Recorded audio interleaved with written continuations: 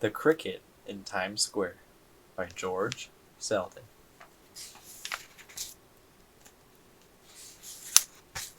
Chapter 1. Tucker. A mouse was looking at Mario. The mouse's name was Tucker, and he was sitting in the opening of an abandoned drain pipe in the subway station at Times Square. The drain pipe was his home. Back a few feet in the wall, it opened out into a pocket that Tucker had filled with the bits of paper and shreds of cloth that he's collected. And when he wasn't collecting, or scrounging as he called it, or sleeping, he liked to sit in the opening of the drain pipe and watch the world go by. At least as much of the world has hurried through the Times Square subway station. Tucker finished the last few crumbs of a cookie he was eating, a Lorna Doone shortbread he found earlier in the evening, and licked off his whiskers. Such a pity, he sighed.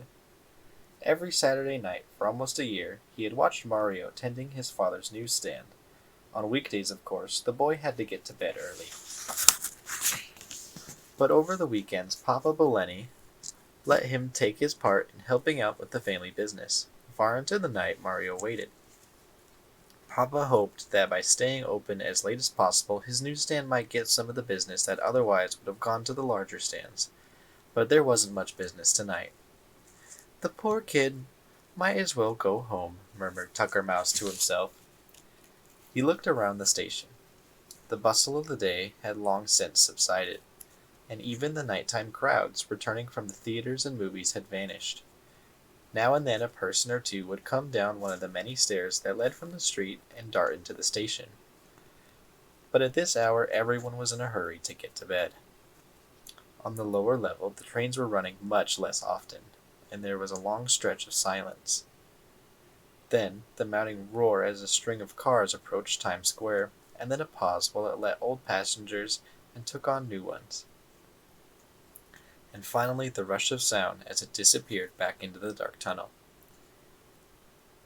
And the hush fell again. There was an emptiness in the air. The whole station seemed to be waiting for crowds of people it needed. Tucker Mouse looked back at Mario. He was sitting on a three-legged stool behind a counter of the newsstand. In front of him, all the magazines and newspapers were displayed as neatly as he knew how to make them. Papa Bellini made the newsstand himself many, many years ago. The space inside was big enough for Mario, but Mama and Papa were cramped when they each took their turn. A shelf ran along one side, and on it were a little second-hand radio, a box of Kleenex for Mama's hay fever, a box of kitchen matches for lighting Papa's pipe, and a cash register for money, which there wasn't much of, and an alarm clock for no good reason at all. The cash register had one drawer, which was always open. It had gotten stuck once with all the money the Bellinis had in the world inside of it, so Papa decided it would never shut again. Then the stand was closed for the night. The money that was left there to start off the new day was perfectly safe, because Papa had also made a big wooden cover with a lock that fitted over the whole thing. Mario had been listening to the radio. He switched it off. Way down the tracks he could see the lights of the shuttle train coming towards him. On the level of the station where the newsstand was, the only tracks were the ones which the shuttle ran. That was a short train that went back and forth from Times Square to Grand Central, taking people from the subways on the east side of New York City over to the lines on the west. Mario knew most of the conductors on the shuttle. They all liked him and came over to talk between trips. The train screeched to a stop beside the newsstand, blowing a gust of hot air in front of it. Only 9 or 10 people got out, and Tucker watched anxiously to see if any of them stopped to buy a paper.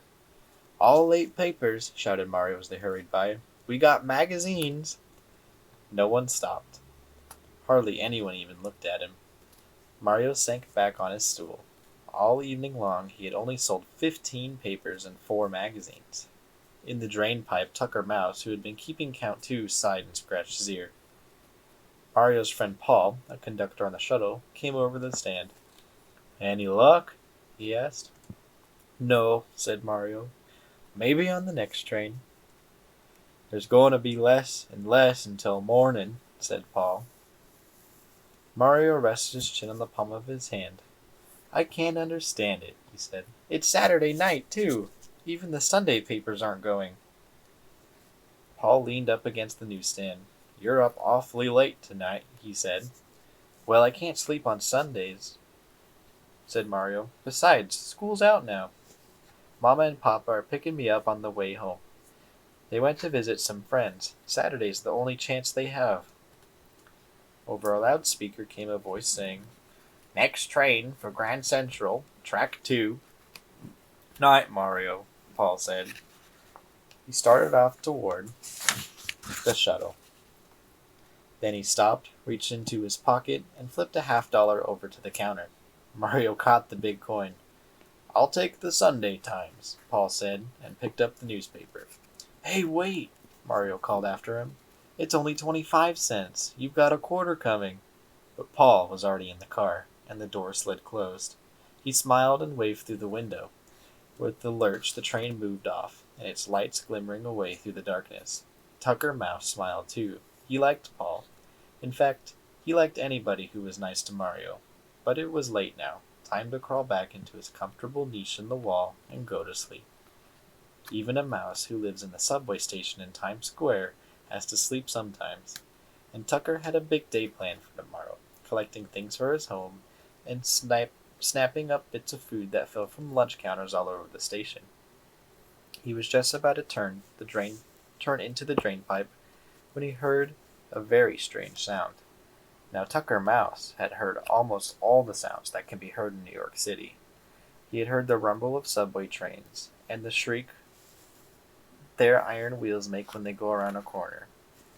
From above, through the iron gills that open into the streets, he heard the thrumming of the rubber tires of automobiles and the hooting of their horns and the howling of their brakes.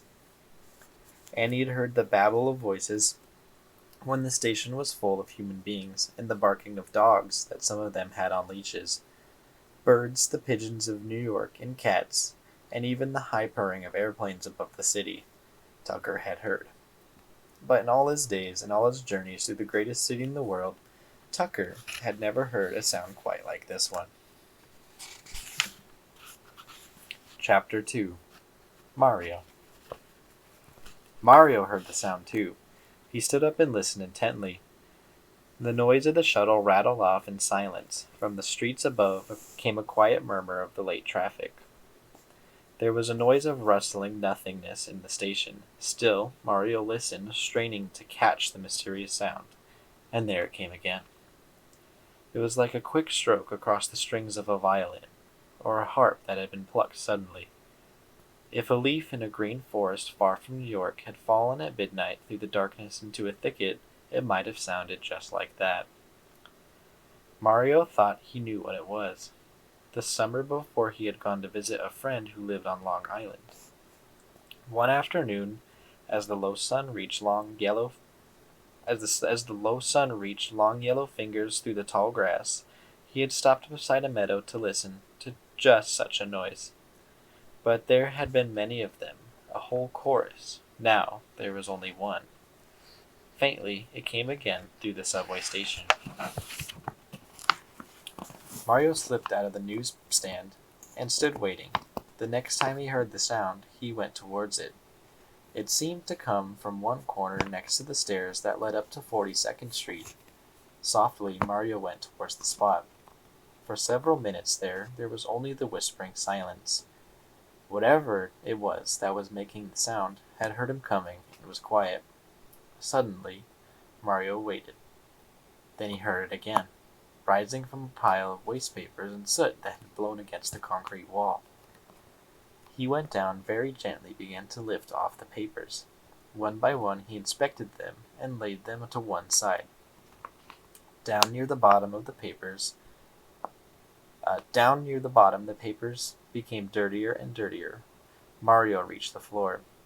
He began to feel with his hands through the dust and soot, and wedged in a crack under all the refuse, he found what he'd been looking for. It was a little insect, about an inch long and covered with dirt. It had 6 legs, 2 long antennae on its head, and what seemed to be a pair of wings folded on its back. Holding his discovery carefully as his fingers could, Mario lifted the insect up and rested him in the palm of his hand. "A cricket!" he explained. Keeping his hand cupped very steady, Mario walked back to the newsstand. The cricket didn't move, and he didn't make that little musical noise anymore. He just lay perfectly still, as if he were sleeping or frightened to death. Mario pulled out a tissue of Kleenex and laid the cricket on it. He then took another and started to dust him off. Ever so softly he tapped the hard black shell and the antenna and legs and wings. Gradually the dirt that had collected on the insect fell away. His true color was still black, but now it had a bright glossy sheen. When Mario had cleaned off the cricket as much as he could, he hunted around the floor of the station for a matchbox. In a minute he'd found one and knocked out the end. He then folded a sheet of Kleenex, tucked it in the box, and put the cricket in it. It made a perfect little bed. The cricket seemed to like his new home. He moved around a few times and settled himself comfortably. Mario sat for a time just looking. He was so happy and excited when anyone walked through the station he forgot to shout, "Newspapers! And magazines!" A thought then occurred to him. Perhaps the cricket was hungry. He rummaged through his jacket pocket and found a piece of chocolate bar that had been left over from supper. Mario broke off one corner and held it out to the cricket on the end of his finger. Cautiously, the little insect lifted its head to the chocolate. He seemed to smell it for a moment, then took a bit. A shiver of pleasure went over Mario as the cricket ate from his hand. Mama and Papa Bellini came up the stairs from the lower level of the station. Mama was a short woman, a little stouter than she liked to admit, who wheezed and got a red face when she had to climb steps. Papa was tall and somewhat bent over, but he had a kindness that shone about him. There seemed always to be something smiling inside Papa. Mario was so busy feeding his cricket, he didn't see them when they came up to the newsstand. "So," Mama craning over the counter, "what now?" "I found a cricket," Mario exclaimed. He picked the insect up very gently between his thumb and forefinger and held him out for his parents to see. Mama studied the little black creature carefully. "It's a bug," she pronounced finally. "Throw it away." Mario's happiness fell into ruins. "No, Mama," he said anxiously. "It's a special kind of bug. Crickets are good luck." "Good luck, eh?" Mama's voice had a way of sounding very dry when she didn't believe something. "Cricketers are good luck. I suppose ants are better luck, and cockroaches are the best luck of all. Please throw it away." "Please, Mama. I want to keep him for a pet."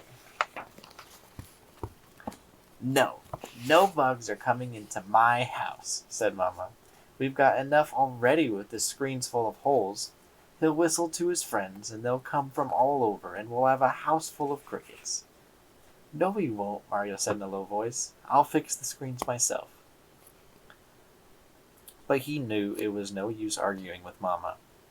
When she made up her mind, he might as well try to reason with the 8th Avenue subway. "Well, how was selling tonight?" asked Papa. He was a peaceful man who always tried to head off arguments. Changing the subject was something he did very well. 15 papers and 4 magazines, said Mario, and Paul just bought a Sunday Times.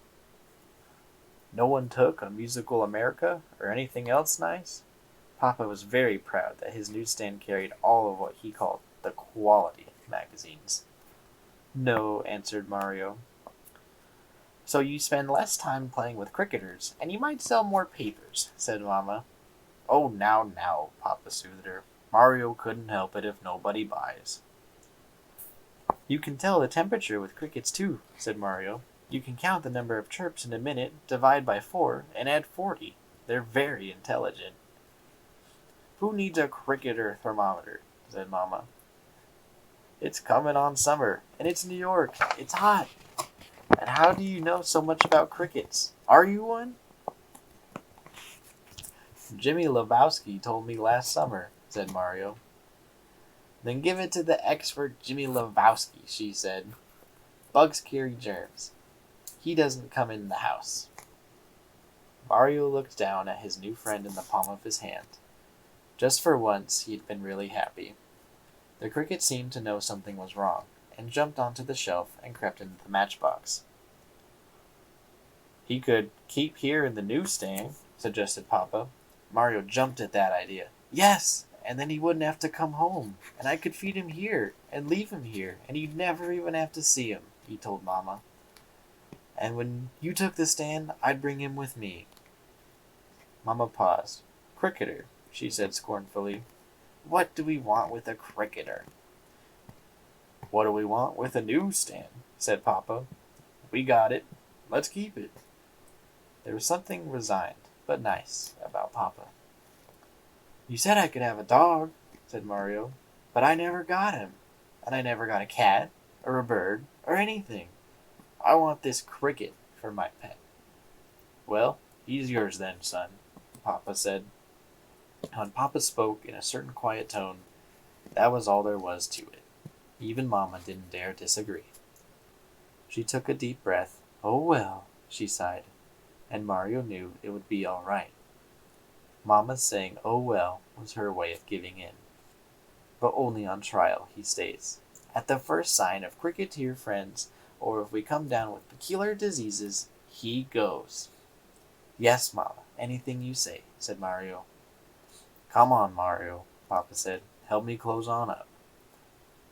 Mario held the matchbox up to his eye. He was sure the cricket looked much happier now that he could stay. Good night, he said.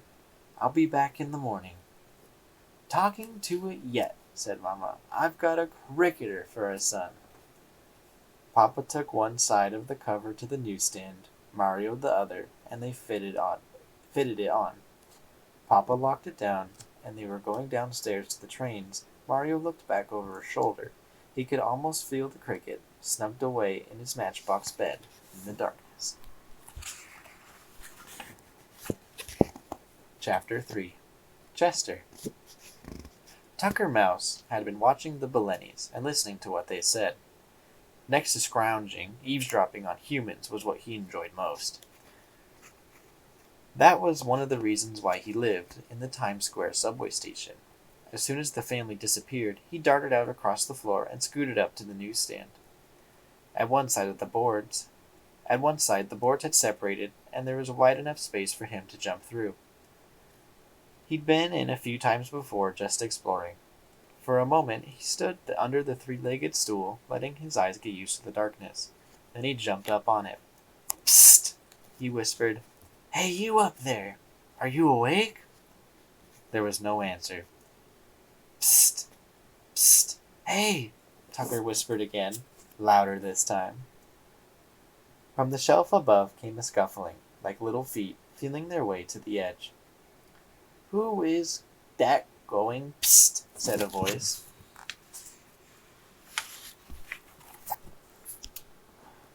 It's me, said Tucker. Down here on the stool. A black head, with two shiny black eyes, peered down at him. Who are you? I'm a mouse, said Tucker. Who are you? I'm Chester Cricket, said the cricket. He had a high musical voice. Everything he said seemed to be spoken in an unheard melody. My name's Tucker, said Tucker Mouse. Can I come on up? I guess so, said Chester Cricket. This isn't my house, anyway. Tucker jumped up beside the cricket and looked him all over. A cricket, he said admiringly. So you're a cricket. I've never saw one before. Well, I've seen mice before, the cricket said. I knew quite a few back in Connecticut. Well, is that where you're from? asked Tucker. Yes, said Chester. I guess I'll never see it again, he added wistfully. How'd you get into New York? Asked Tucker. It's a long story, sighed the cricket.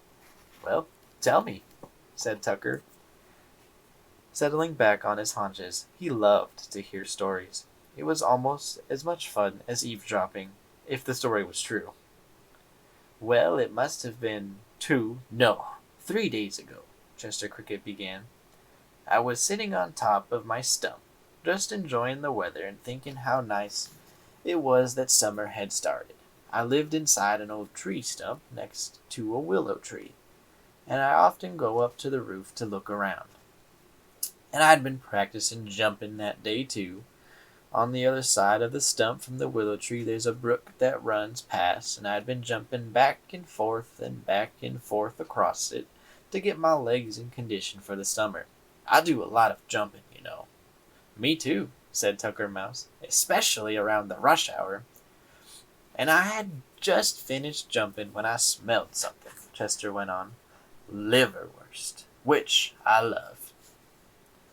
You like liverwurst? Tucker broke in. Wait, just wait.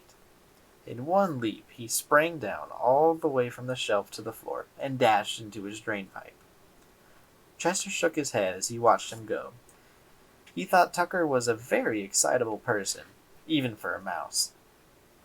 Inside the drain pipe, Tucker's nest was a jumble of papers and scraps of cloth and buttons, lost jewelry, small chains, and just about everything else that can be picked up in a subway station by a tiny mouse. Tucker tossed things left and right in a wild search. Neatness was not one of the things he aimed at in life. At least he discovered what he was looking for, a big piece of liverwurst he had found earlier that evening. It was meant to be for breakfast tomorrow, but he decided that meeting his first cricket was a special occasion. Holding the liverwurst between his teeth, he whisked back to the newsstand. Look, he said proudly, dropping the meat in front of Chester Cricket. Liverwurst. You continue the story, and we'll enjoy a snack too. That's very nice of you, said Chester.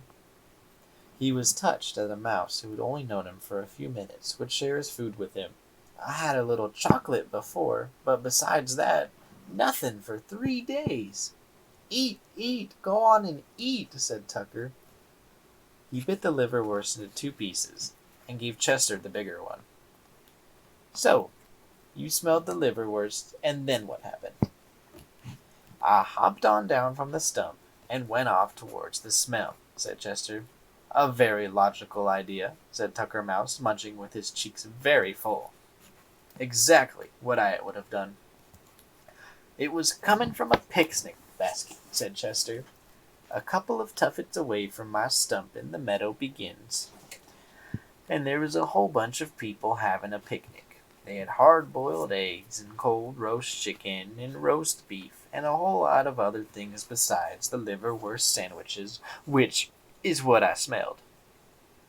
Tucker Mouse moaned with pleasure at the thought of all that food. They were having such a good time laughing and singing songs that they didn't even notice me when I jumped into the picnic basket, continued Chester. I was sure they wouldn't mind if I just had a little taste. Naturally not, said Tucker Mouse sympathetically. Why mind? There's plenty for all. Who could blame you? Now I'd have to admit, Chester went on, I had a little more than a taste. As a matter of fact, I ate so much I couldn't keep my eyes open. And with that, being tired from the jumping and everything, I fell asleep right there in the picnic basket.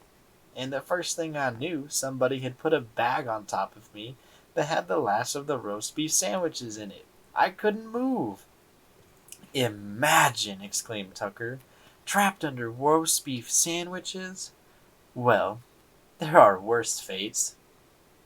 At first, I wasn't too frightened, said Chester. After all, I thought they'd probably come from New Canaan or some other nearby town. They'll have to unpack the basket sooner or later. Little did I know. He shook his head and sighed. I could feel the basket being carried into a car, and riding somewhere and then being lifted down, and that must have been the railroad station. Then I went up again, and there was rattling and roaring the way the train makes, and by that time I was pretty scared.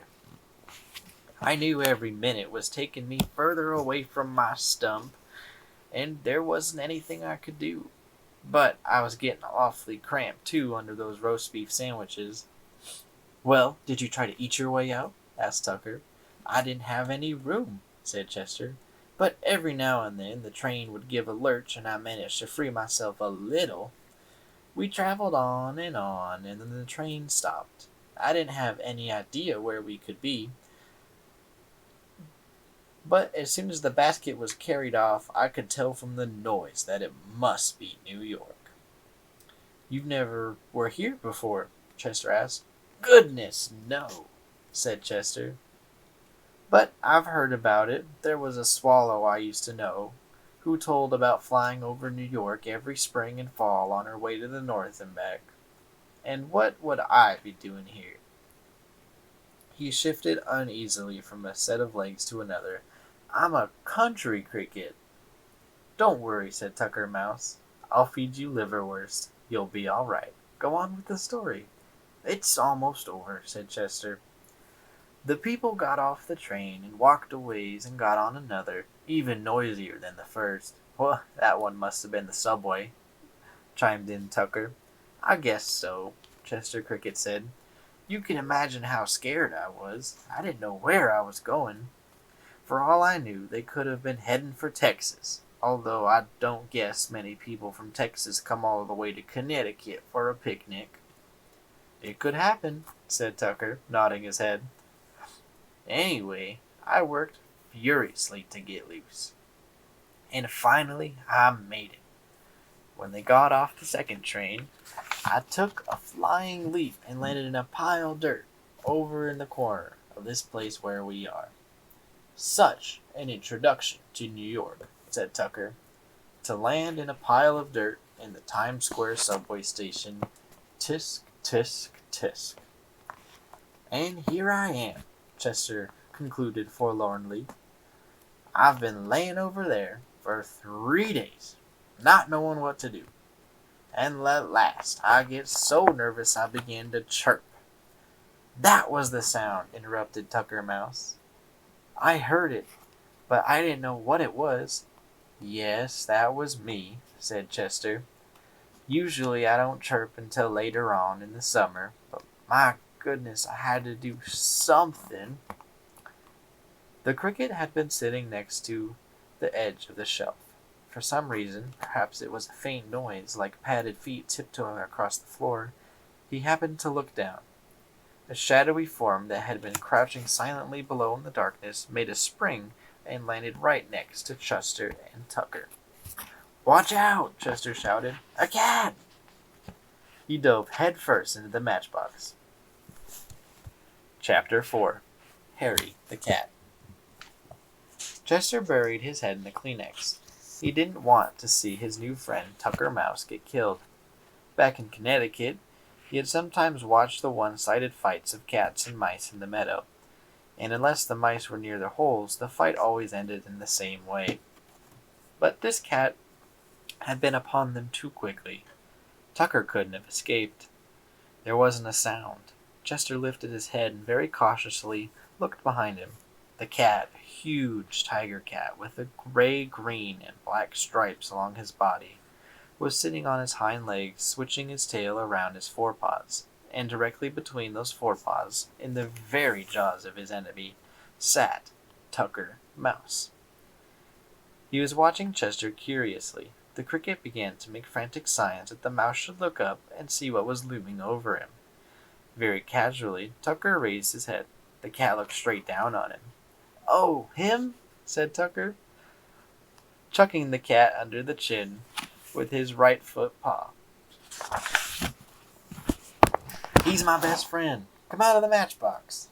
Chester crept on out, looking first at one and then the other. "Chester, meet Harry the cat," said Tucker.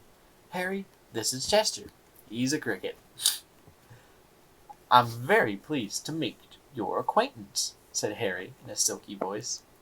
"Hello," said Chester. He was sort of ashamed because of all the fuss he made. "I wasn't scared for myself, but I thought cats and mice were enemies." "In the country, maybe," said Tucker. "But in New York, we gave up those old habits long ago. Harry is my oldest friend, and he lives with me over in the drain pipe. So how was scrounging tonight, Harry?" "Not so good," said Harry Cat. "I was over in the ash cans on the east side. but those rich people don't throw out as much garbage as they should. Chester, make that noise again for Harry, said Tucker Mouse. Chester lifted his black wings that were carefully folded across his back, and with a quick, expert stroke, drew the top one over the bottom. A thrum echoed throughout the station. Lovely, very lovely, said the cat. This cricket has talent. I thought it was singing, said Tucker. But why do you keep playing it like a violin, with one wing on the other? Yes, said Chicker. Yes, said Chester. These wings aren't much good for flying, but I prefer music anyhow. He made 3 rapid chirps. Tucker Mouse and Harry Cat smiled at each other. It makes me want to purr to hear it, said Harry. Some people say a cricket goes chee chee chee, explained Chester, and others say tee treat treat. But we crickets don't think it sounds like either one of those. It sounds to me as if you were going crick, crick, crick, said Harry. Maybe that's why they call him a cricket, said Tucker. They all laughed. Tucker had a squeaky laugh that sounded as if he were hiccuping. Chester was feeling much happier now. The future did not seem nearly as gloomy as it had over in the pile of dirt in the corner. Are you going to stay in a while for New York? Asked Tucker. Well, I guess I'll have to, said Chester. I don't know how to get on home. Well, we could always take you to Grand Central Station and put you on a train going back to Connecticut, said Tucker. But why don't you give the city a try? Meet new people, see new things. Mario likes you very much. Yes, but his mother doesn't, said Chester. She thinks I carry germs. Germs, said Tucker scornfully. She wouldn't know a germ if one gave her a black eye. Pay no attention at all. Too bad you couldn't have found a more successful friend, said Harry Cat. I fear for the future of this newsstand. It's true, echoed Tucker sadly. They're going broke fast. He jumped up on a pile of magazines and read off the names in the half-light that slanted through the cracks of the wooden cover. Art News Musical America. Who would read them but a few longhairs? I don't understand the way you talk, said Chester. Back in the meadow, he had listened to bullfrogs and woodchucks and rabbits, even a few snakes, but he never heard anyone speak like Tucker Mouse. What is a longhair? Tucker scratched his head and thought for a moment. A longhair is an extra refined person, he said. You take an Afghan hound. Now that's a longhair. Do Afghan hounds read Musical America? Asked the cricket. Well, they would if they could, said Tucker. Chester shook his head. I'm afraid I won't get along in New York, he said. Oh, sure you will, squeaked the mouse. Harry, suppose we could take Chester up and show him Times Square. Would you like that, Chester? I guess so, said Chester, although he was really a little leery of venturing out into the city. The 3 of them jumped to the floor. The crack in the side of the newsstand was just wide enough for Harry to get through. As they crossed the station floor, Tucker pointed out the local sites of interest, such as Nedick's lunch counter, where Tucker spent a lot of time, and the Loft candy store. Then they had come to the drain pipe. Chester had to make a short little hops to keep from hitting his head as he went up. There seemed to be hundreds of twistings and turnings and many other pipes that opened off the main route, but Tucker Mouse knew his way perfectly, even in the dark. At last Chester saw light above them. One more hop brought him onto the sidewalk, and there he gasped, holding his breath and crouching against the cement. They were standing at one corner of the Times building, which is at the south end of Times Square. Above the cricket, towers seemed like mountains of light that rose into the night sky. Even this late, the neon signs were still blazing. Reds and blues and greens and yellows flashed down on him. and the air was full of the roar of traffic and the hum of human beings. It was as if Times Square were a kind of shell, with colors and noises breaking in great waves inside it. Chester's heart hurt him, and he closed his eyes. The sight was too terrible and beautiful for a cricket who up to now measured high things by the height of his willow tree and the sounds of a burble of running brook. "How do you like it?" asked Tucker Mouse. "Well, it's quite something," Chester stuttered. "You should see it on New Year's Eve." "Oh, whoops. You should see it on New Year's Eve," said Harry Cat. Gradually Chester's eyes got used to the lights. He looked up, and way far above them, above New York and above the whole world, he made out a star that he knew was a star he used to look back in Connecticut. When they had gone down to the station, and Chester was in the matchbox again, he thought about that star. It made him feel better to think that there was one familiar thing twinkling above him amidst so much that was new and strange. Chapter 5. Sunday Morning. The next morning Mario came back to the newsstand with his father. Usually he slept late on Sunday, but today he was up before either of his parents and kept urging Papa Bellini to hurry. They lifted off the cover, and Mario dashed inside. He held up the matchbox and looked in. There was Chester, lying on the Kleenex. The cricket wasn't asleep, though. He had been waiting for Mario, and he chirped once. Papa smiled when he heard the chirp. "He must like it in here," he said. "He didn't run away into the night." "Well, I knew he wouldn't," said Mario. For breakfast Mario had brought the crust of bread and a lump of sugar and a cold Brussels sprout. He wasn't quite sure what crickets liked, so he decided to try him out on everything. Chester jumped over Mario's little finger into the palm of his hand where the food was. Back in the meadow his usual diet was leaves and grass and every now and then tender piece of bark. But here in New York he was eating bread and candy and liverwurst, and finding them very tasty at that. When Chester had as much as he wanted, Mario wrapped what was left in a piece of wax paper and put it in the cash register. Then he slipped the cricket back inside the matchbox and took him over to one of the lunch counters. "Look," he said to the counterman, "this is my new pet. He's a cricket." The counterman's name was Mickey. He had red curly hair. "Well, that's a fine cricket," he said, peering in at Chester. "May he have a glass of water, please?" asked Mario. Mickey said, "Sure," and gave him the glass. Mario held Chester by the hind legs and lowered him carefully until his head was just above the water. Chester dunked his head in and had a big drink. And then he pulled it out, took a breath, and went in for another. "Well, why don't you let him stand on the rim?" said Mickey. He was very interested in watching Chester, since he'd never seen a cricket drinking from a glass before. Mario set his pet on the edge of the glass and gently drew his hand away. Chester bent down to try and reach the water, but the glass was too slippery. He toppled in. Mario hauled him out and dried him off with a paper napkin, but Chester didn't mind the dunking.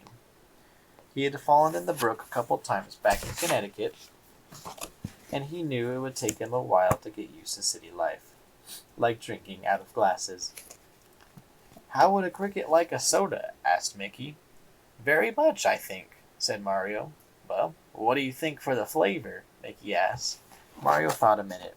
"Strawberry, I guess," he answered. That happened to be his own favorite flavor. Mickey took a tablespoon and put a drop of strawberry syrup in it. He then added a drop of cream and a squirt of soda water and a dip of ice cream about as big as your fingernail. And that's how you make a cricket's strawberry soda. He also made one for Mario, a little larger than Chester's, but not too big because it was free. When the sodas were gone, Mickey took a paper cup and wrote cricket on it. "This is his own cup," he said to Mario. "You can come over and get fresh water any time." "Thanks, Mickey," said Mario. He put Chester back in the matchbox. "I've got to go get him a house now." "Bring him back soon," Mickey called after him. "I'll make him a sundae, too." At the newsstand, Papa Bellini was talking to Mr. Schmeldy. Mr. Schmeldy was the best customer the Bellinis had. He was a music teacher who came to buy Musical America at 10:30 in the morning on the last Sunday of every month on his way home from church. No matter what the weather was like, he always carried a long, neatly rolled umbrella. As usual, Papa and Mr. Schmeldy had been talking about opera. More than anything else, the Bellini family liked Italian opera. Every Saturday during the winter, when the opera was broadcast, they would sit clustered around the radio in the newsstand, straining to hear the music above the din of the subway station. "Good morning, Mr. Schmeldy," said Mario. "Guess what I have?" Mr. Schmeldy couldn't guess. "A cricket," said Mario, and held Chester up for the music teacher to see. "How delightful," said Mr. Schmeldy. "What an enchanting little creature." "Do you want to hold him?" asked Mario. Mr. Schmeldy shrank back. "Oh, I don't think so," he said. "I was stung by a bee when I was 8 years old, and since then I've been a little timid about insects." "Well, he won't sting you," said Mario. He tipped the matchbox up, and Chester fell out into Mr. Schmeldy's hand. It made the music teacher shiver to feel him. "I heard him chirping last night," said Mario. "Do you think he'd chirp for me?" asked Mr. Schmeldy. "Maybe," said Mario. He put Chester on the counter and said, "Chirp, please." Then, so Chester couldn't misunderstood, he made a chirping noise himself. It didn't sound much like a cricket, but Chester got the idea. He crossed his wings and made a real chirp. Papa and Mr. Schmeldy exclaimed with delight. "That was a perfect middle C," said Mr. Schmeldy. He raised his hand like an orchestra conductor, and when he lowered it, Chester chirped on the downbeat. "Do you want to give him music lessons, Mr. Schmeldy?" asked Mario. "Oh, what could I teach him?" said Mr. Schmeldy. "He's always been taught by the greatest teacher of all, Mario, Nature herself. She gave him wings to rub together, and the instinct to make such lovely sounds. I could add nothing to the genius of this little black Orpheus." "Who is Orpheus, Mr. Schmeldy?" asked Mario. "Orpheus was the greatest musician who ever lived," said the music teacher. "Long, long ago he played on a harp, and he played it so beautifully that not only human beings, but animals and even the rocks and trees and waterfalls stopped their work to listen to him. The lion left off chasing the deer, the rivers paused in their courses, and the wind held its breath. The whole world fell silent." Mario didn't know what to say. He liked that picture of everyone keeping quiet to listen.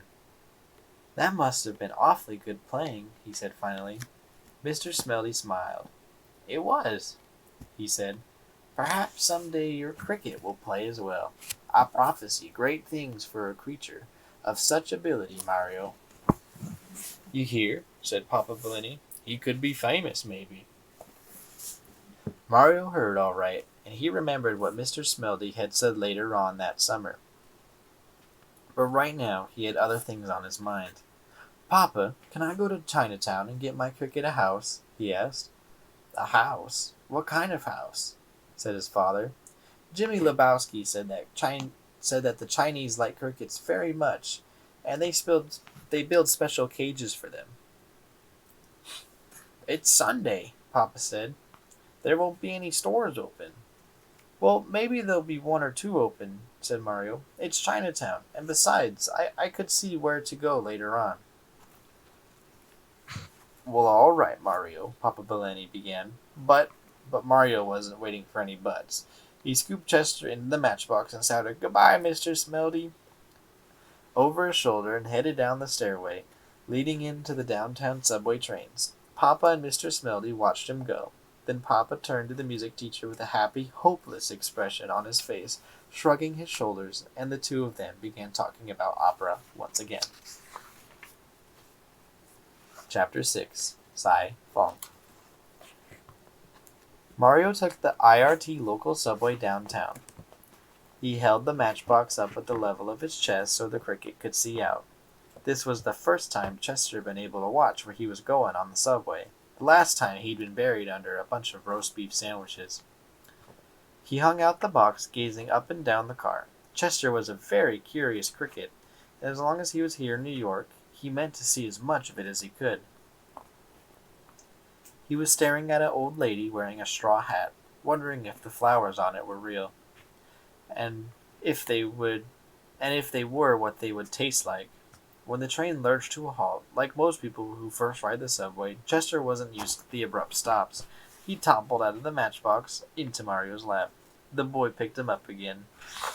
"You've got to be careful," he said, putting his finger over the opening of the box so there was just enough room for Chester to point his head out, but not fall out again. At the Canal Street stop, Mario got off and walked over several blocks to Chinatown. Chester craned his head out as far as he could to get his first look at New York by day. The buildings in this part of town weren't nearly as high as they were in Times Square, but they were still high enough to make Chester Cricket feel very small. In Chinatown, as Papa had said, all the shops were closed. Mario walked up and down the narrowing and curving streets, zigzagging across them so he could look in the windows on both sides.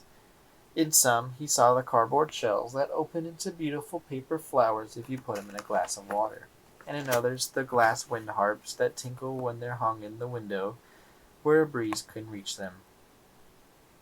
But he couldn't find a cricket cage anywhere. Down at the end of an alley, there was an especially old shop.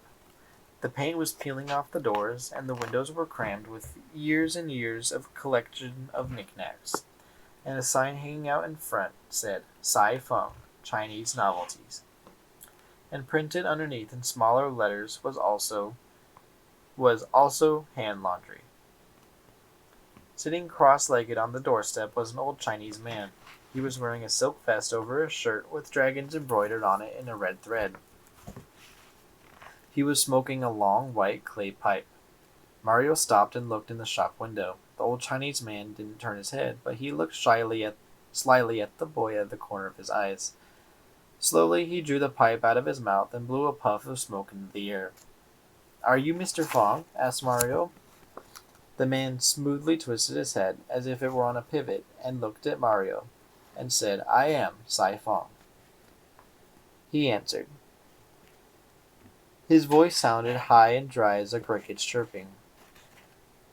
"I would like to buy a cricket cage if you have any," said Mario. Sai Fong put the pipe back in his mouth and took a few puffs.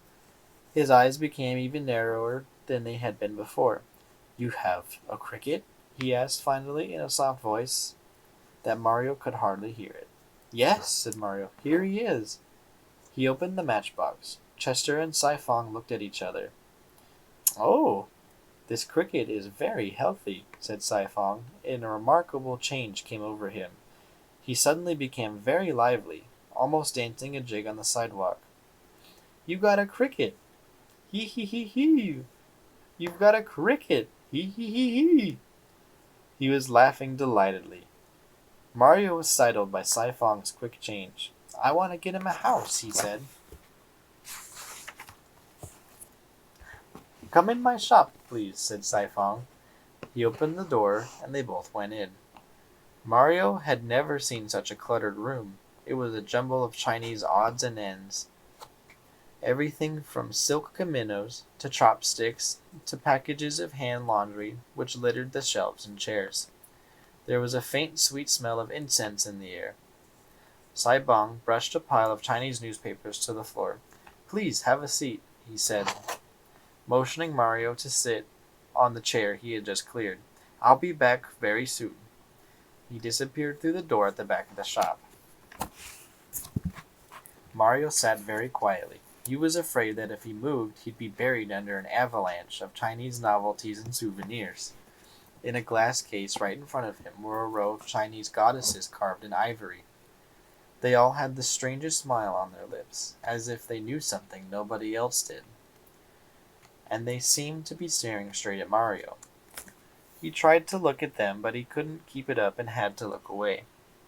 In a few minutes, Sai Fong came back in the room. He was carrying a cricket cage in the shape of a pagoda. There were 7 tiers to it, each one a little smaller than the one below, and it ended in a slender spire. The lower parts of the cage were painted red and green, but the spire was golden. At one side was a gate with a tiny latch on it. Mario wanted to own the cage so much that he tingled all over, but it looked awfully expensive. Saifong held up the first finger on his right hand and said solemnly, "This is a very ancient cricket cage. Once a cricket who belonged to the Emperor of China lived in this cage. Do you know the story of the first cricket?" "No, sir," said Mario.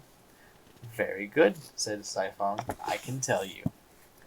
He set the cage down and took the clay pipe out of his pocket. When it was lit, a thread of smoke came curling up from the bowl. He used the pipe to emphasize what he said, drawing little designs, like Chinese writing, in the air. Long ago, in the beginning of time, there were no crickets, but there was a very wise man who knew all things. This man, his name was... This man's name was Shuai, and spoke only truth. All secrets were open to him. He knew thoughts of animals and men. He knew the desire of flower and deep. He knew destiny of sun and stars. The entire world was a single page for him to read, and the high gods who lived in the palace at the summit of heaven loved Shuai because of the truth he spoke. Now from many lands came men to hear their fate from Shuai. To one he'd say, "You're a very good man. You'll live long as a cedar tree on a mountainside." And to others he might have said, "You are a wicked man, who will die soon. Goodbye." But to all men, Shuai spoke only the truth. Of course, wicked men were most unhappy when they heard what Shuai said. They thought to themselves, "I am a wicked man now. Everyone knows how wicked I am." So together the wicked men decided to betray Shuai. Shuai knew very well that they wanted to kill him. He knew everything, but he did not care. Within his heart, like the smell of a sweet lotus, Shuai had peace. So he waited. But the high gods who lived in a place at the summit of heaven would not let Shuai be killed. More precious to them than kings was the one man who spoke only truth. So when the wicked men laid their swords above Shuai, high gods changed him into a cricket. And men who spoke only truth and knew all things now sing songs that no man understands, but all men love. But the high gods understand and smile, for to them beautiful song of the cricket is the song of one who still speaks the truth of all things. Saifong stopped speaking and smoked his pipe silently. Mario sat still too, looking at the cricket cage. He was thinking about the story and how much he wanted the cage. In his matchbox, Chester Cricket had listened carefully. He was very touched by the tale of Shuai. Of course, he couldn't tell if it was true, but he sort of believed it, because he personally had always thought there was much more to his song than just chirping. As usual, when he didn't know what else to do, he rubbed one wing across the other, a single clear note that sounded in the shop. Saifong lifted his head. A smile curled up the ends of his ancient lips. "Ah, so," he whispered. "The cricket has understood." He puffed a few more times. Mario wanted to ask him how much the cage cost, but he was afraid to. "This cricket is remarkable," said Saifong. "I'll sell you the cage for 15 cents. Mario sighed with relief, because he could afford that. In his pocket he found a nickel and a dime, and all that was left of his weekly allowance, which was now a quarter. "I'll take it, Mr. Fong," he said, and handed Saifong the money. "I also make Pleasant Fleet," said Saifong. He went behind the counter and took a little bell, no bigger than a honeybee, out of the drawer. With a piece of thread, he hung it up in the cage. Mario put Chester in the cage, and the cricket jumped up and knocked against the bell, and it tinkled faintly. The sound of the littlest bell in the silver temple far off the river, said Sifong. Mario thanked him for the bell and the story and everything, and he was about to leave the shop, and Sifong asked if Mario wanted a fortune. I guess so, said Mario. I've never had one. Sifong took a can down from the shelf that was full of fortune cookies, thin wafers that had been folded so there was an airspace in each one. Mario bit in the cookie and found a piece of paper inside. He read what it said out loud. Good luck is coming your way. Be ready. Sifong laughed. Hee, hee, hee. Very good advice. You go now. Always be ready for happiness. Goodbye. Chapter 7. The Cricket Cage. The same night after the Belenis had gone home, Chester was telling Harry and Tucker about his trip to Chinatown. The cat and mouse were sitting on the shelf outside, and Chester Cricket was crouched under the bell in the cage. Every minute or so, Tucker would get up and walk around to the other side of the pagoda. He was overcome with admiration for it. And Mr. Fong gave Mario a fortune cookie, too, Chester said. I'm very fond of Chinese food myself, said Harry Cat. I often browse through the garbage cans down in Chinatown. Tucker Mouse stopped gaping at the cricket cage long enough to say, Once I thought of living down there. I bet those Chinese make funny dishes. They make a soup out of bird's nests and a stew out of shark's fins. They could make a souffle out of a mouse. I decided to stay away. A low rumble of a chuckle came from Harry Cat's throat. Listen to the mouse, he said, and gave Tucker a pat on the back that sent him rolling over and over. Easy, Harry, easy, said Tucker, picking himself up. You wouldn't know your own strength. He stood up on his hind legs and looked in through the red-painted bars of the cage. What a palace, he murmured. Beautiful. You could feel like a king living in a place like this. Yes, said Chester, but I'm not so keen on staying in a cage.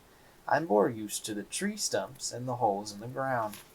It makes me sort of nervous to be locked in here. Do you want to come out? Asked Harry. He sprung one of his nails out of the pad on his right forepaw and lifted the latch of the gate to get out of the cage. Chester pushed the gate and it swung open. He jumped out. It's a relief to be free, he said, jumping around the shelf. There's nothing like freedom. Say, Chester, said Tucker, could I go in for a minute? I was never in a pagoda before. Go right ahead, said Chester. Tucker scrambled through the gate and into the cage, and pranced all around inside it. He lay down, first on one side, and then on the other, and then on his back. If only I had a kimono now, he said, standing up on his hind legs again, resting one paw on the bar. I feel like the Emperor of China. How do I look, Harry? You look like a mouse in a trap, said Harry Cat. Every mouse should end up in a trap. It's nice, said Tucker. Do you want to sleep in the cage? Asked Chester. Oh, could I? Exclaimed the mouse. His idea of luxury was to spend a night in such surroundings. Sure, said Chester. I prefer the matchbox anyway. There's only one thing, said Tucker, stamping his left hind leg. This floor. It's a little hard to sleep on. I'll go over and get a bunch of paper from the drain pipe, volunteered Harry Cat. No, it'll make a mess, said Tucker. We don't want to get Chester in trouble with the Belenis, he hesitated. Maybe we could find something here. Well, how about a piece of this Kleenex, suggested Chester. That's nice and soft. Kleenex would be perfect, said Tucker. But I was wondering, he paused again. Come on, Tucker, said Harry Cat. You've got something on your mind. Let's hear it. Harry burst out laughing. You might know, he said to Chester. But this mouse... Who but this mouse would want to sleep on dollar bills? Chester jumped into the cash register drawer, which was open as usual. There's a few dollars in here, he called up. Plenty to make a mattress, said Tucker Mouse. Pass some in, please. Chester passed the first dollar bill up to Harry Cat, who took it over the edge and reached it through the gate. Tucker took a hold of one end of the bill and shook it out like a blanket. It was old and rumply. "Careful, don't rip it," said Harry. "I wouldn't rip it," said Tucker. "This is one mouse who knows the value of a dollar." Harry brought over a second dollar. It was newer and stiffer than the first. "Let me see," said Tucker. He lifted a quarter of each bill, one in each paw. "This new one can go on the bottom. I like a crispy, clean sheet, and I'll pull the old one over for a cover. Now a pillow is what I need. Please look more on the cash register." Harry and Chester searched the compartments of the open drawer. There was a little loose change, but not much else. "How about a 50-cent piece?" said Harry. "Too flat," answered Tucker Mouse. The rear half of the drawer was still inside the cash register. Chester crawled back. It was dark, and he couldn't see where he was going. He felt around until his head bumped against something. Whatever it was, it seemed to be big and round. Chester pushed and shoved and finally got it back out into the dim light of the newsstand.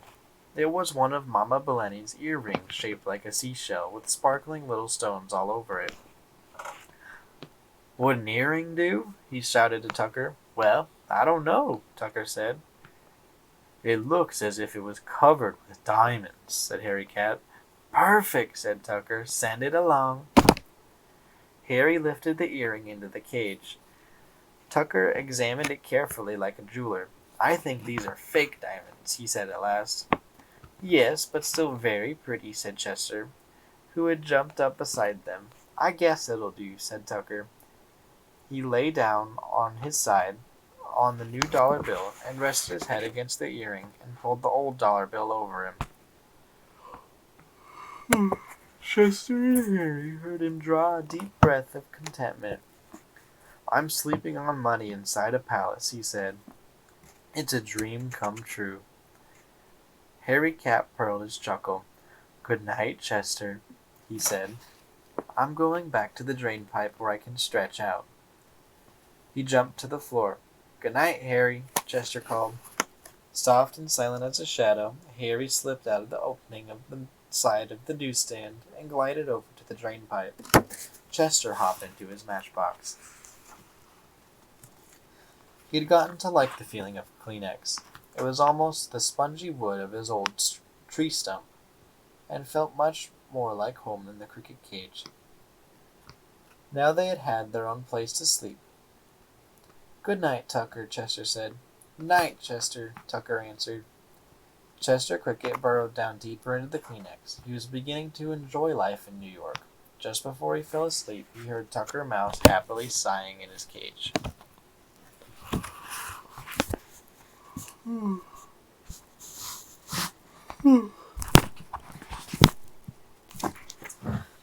Chapter 8. Tucker's Life Savings.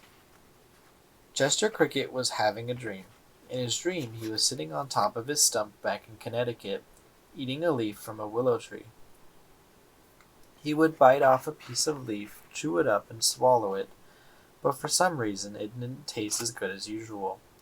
There was still something dry and papery about it, and then he had a bitter flavor. Still, Chester kept eating, hoping it would begin to taste better.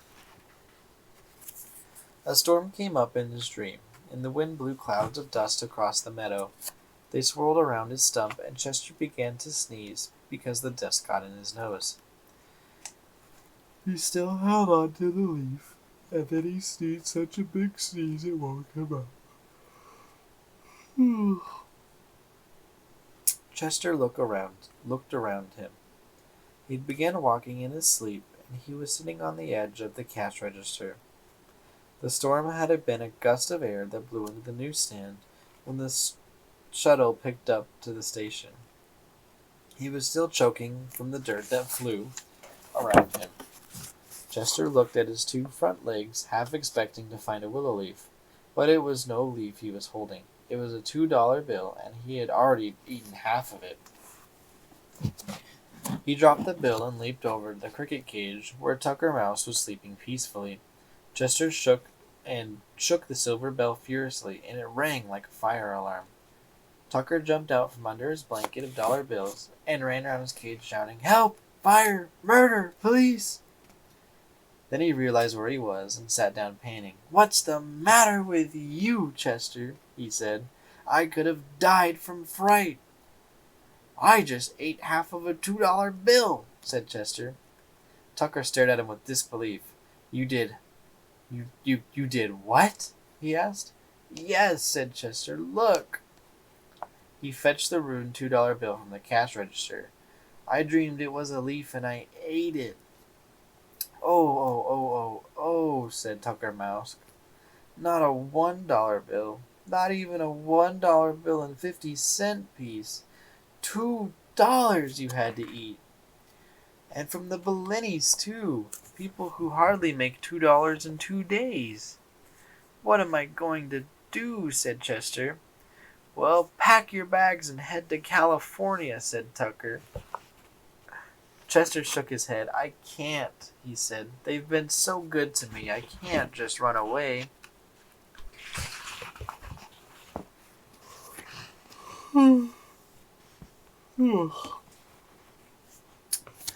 Tucker Mouse shrugged his shoulders.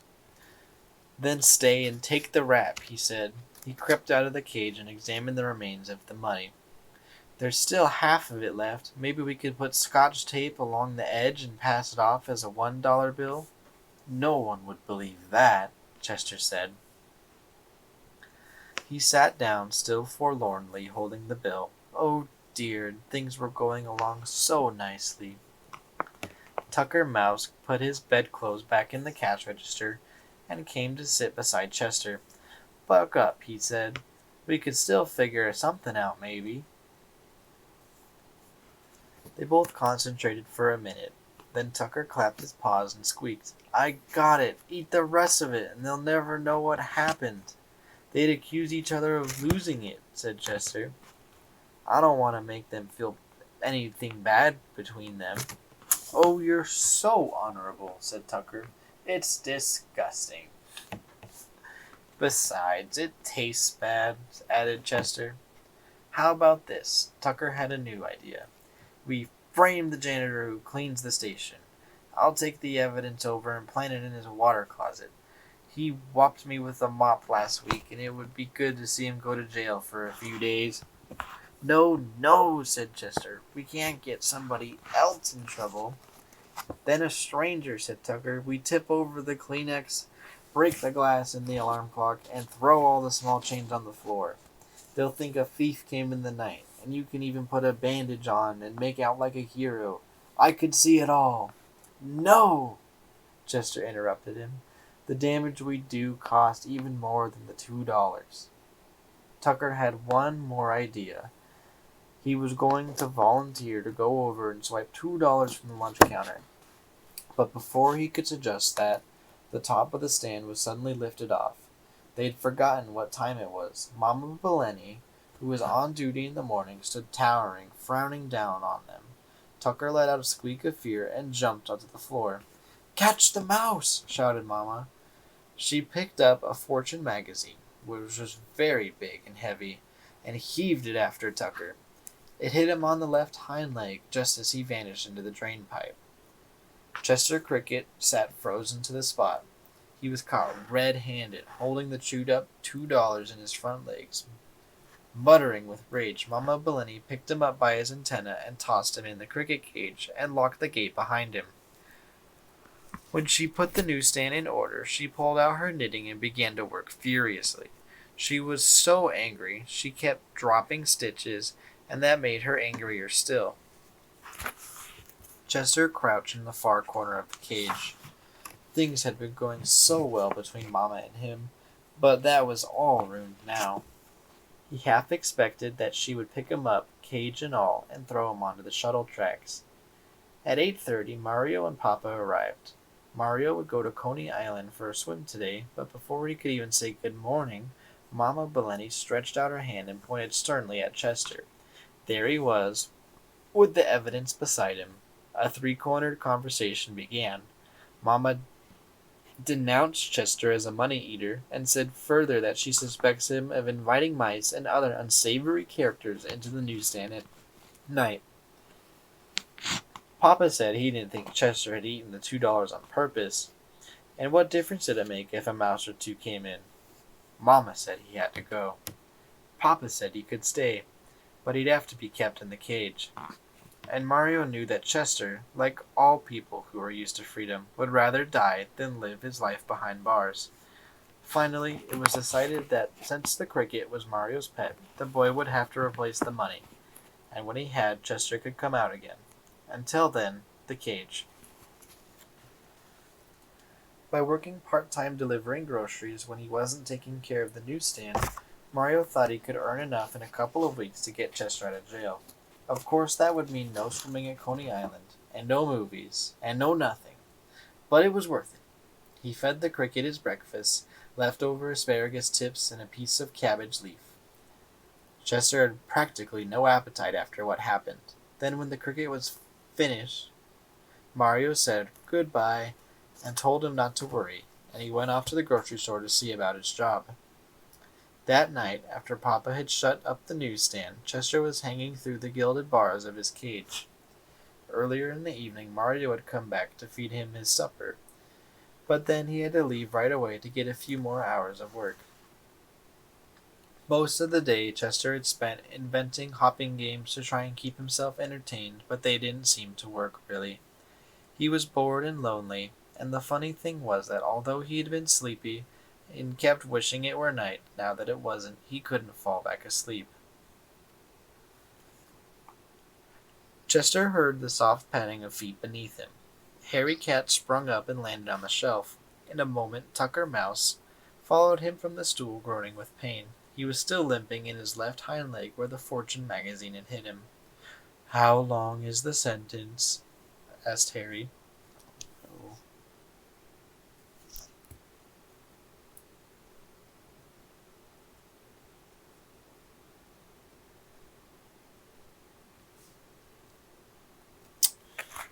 Okay.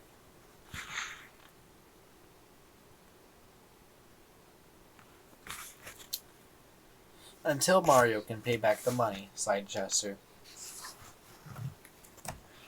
"Couldn't you get out on bail for this time being?" asked Tucker.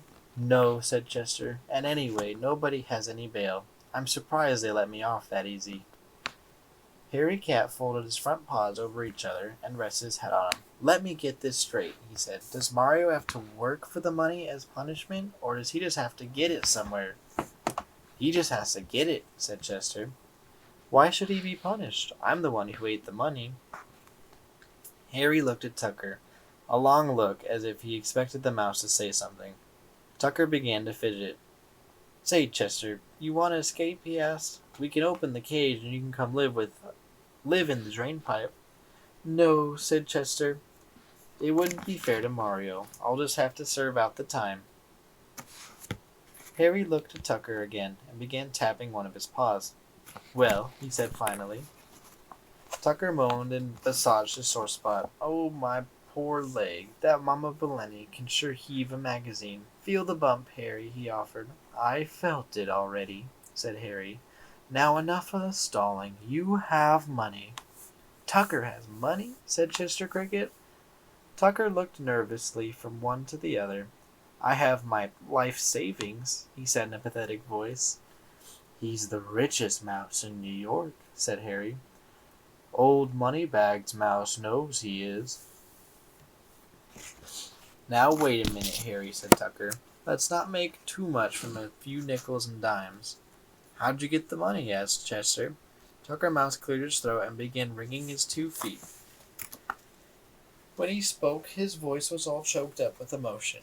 "Years ago," he said, when yet a little mouse I was, tender in age and lacking in experience, I moved from the sweet scenes of my childhood, 10th Avenue, that is, into Times Square subway station. And it was here I learned the value of economics, which means saving. Many and many a old mouse did I see crawling away unwanted to a poor mouse's grave, because he had not saved. and I resolved that such a fate would never come to me. All of which means you've got a pile of loot back there in the drain pipe, said Harry Cat. Just a minute, please, if you wouldn't mind, said Tucker. I'll tell it in my own way. His voice became high and pitiful again. So for all the long years of my youth, when I could have been gambooling, which means playing, with the other mouses, I saved. I saved paper, I saved food, I saved clothing. Save time and get to the point, said Harry. Tucker gave Harry a sour smile. And I also saved money, he went on. In the course of many years of scrounging, it was only natural should I find a certain amount of loose change. Often, oh often, my friends. Tucker put his hand over his heart. Would I sit in the opening of the drain pipe, watching the human beings in waiting, and whenever one of them dropped a coin, however small, pennies I love, I would dash out at great peril to life and limb and bring it back to my house. And when I think of the tampering shoes and the dangerous gouges, many times have I had my toes stepped on and my whiskers torn off because of these labors. But it was worth it. Oh, it was worth it, my friends, and on account of now I have 2 half-dollars, 5 quarters, 2 dimes, 6 nickels, and 18 pennies tucked away in the drain pipe. Which makes $2.93, said Harry Cat, after doing some quick addition. And I'm proud of it, said Tucker Mouse. If you've got all that, why did you want to sleep on the $2 bills in the cricket cage? Asked Chester. No folding money yet, said Tucker. It was a new sensation. You can get Chester out and still have 93 cents left, said Harry Cat. But I'll be ruined, whimpered Tucker. I'll be wiped out. Who will take care of me in my old age? I will, said Harry. Now stop acting like a skinflint and let's get the money. Chester rang the silver bell to get their attention. I don't think Tucker should have to give up his life savings, he said. If it's his money and he can do what he wants with it. Tucker Mouse poked Harry in the ribs. Listen to the cricket, he said, acting noble and making me look like a bum. Of course I'll give the money. Wherever mice are spoken of, never let it be said that Tucker Mouse was stingy with his worldly goods. Besides, I could think of it as rent I pay for sleeping in the cage. In order that Tucker would keep at least one of each kind of coin, Harry figured out that he should bring over 1 half-dollar, 4 quarters, 1 dime, 5 nickels, and 15 cents. That would leave the mouse with a half-dollar, a quarter, a dime, a nickel, and 3 cents. It's not a bad beginning, said Tucker. I could make up the losses in a year, maybe. The cat and the mouse had to make several trips back and forth between the drain pipe and the newsstand, carrying the money in their mouths. They passed the coins into the cage one by one, and Chester built them up into a column, starting with the half-dollar at the bottom and ending with the dime, which was the smallest, on top. It was morning by the time they were finished, and they had just enough time to share half a hot dog before Mama Bellini was due to open the stand.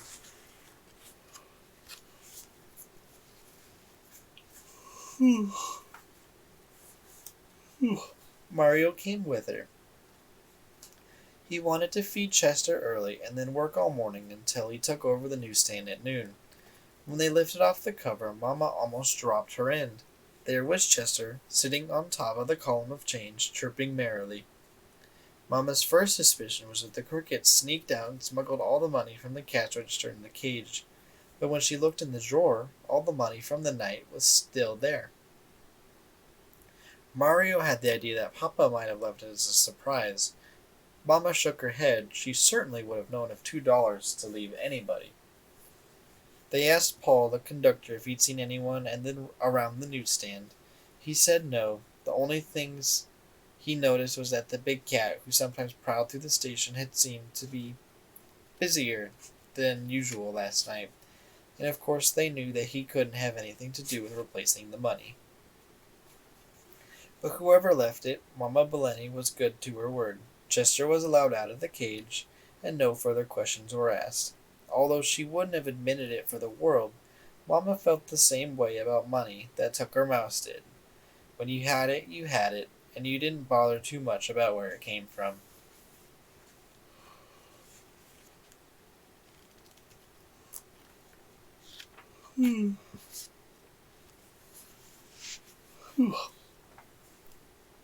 Chapter 9: The Chinese Dinner.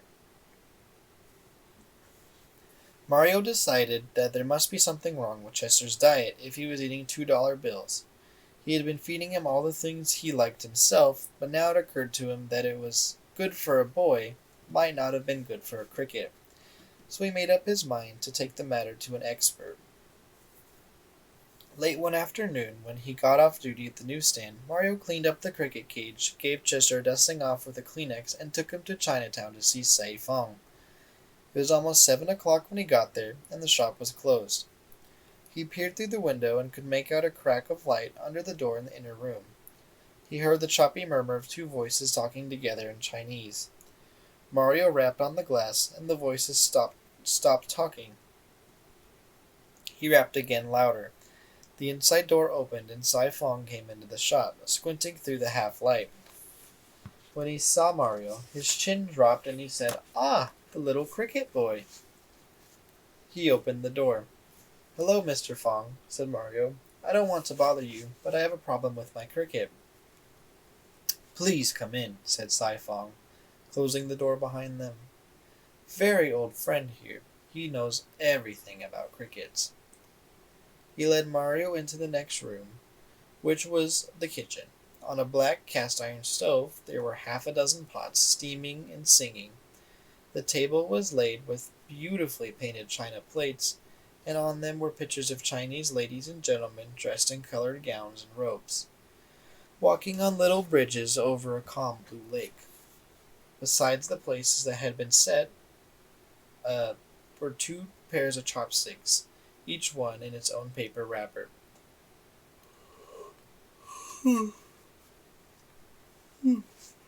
A very old Chinese gentleman was sitting in a rocking chair next to the window. He had a thin gray beard that hung down from his chin, and he was wearing a long red and gold robe that looked like the ones on the plates. When Mario came in, he stood up slowly with his hands folded and bowed. Mario had never had an old Chinese gentleman bow to him before, and he didn't quite know what to do, but he thought he'd better bow back. And the Chinese man bowed again, and so did Mario. They might have gone bowing all night if Sai Fong hadn't said something in Chinese to his friend.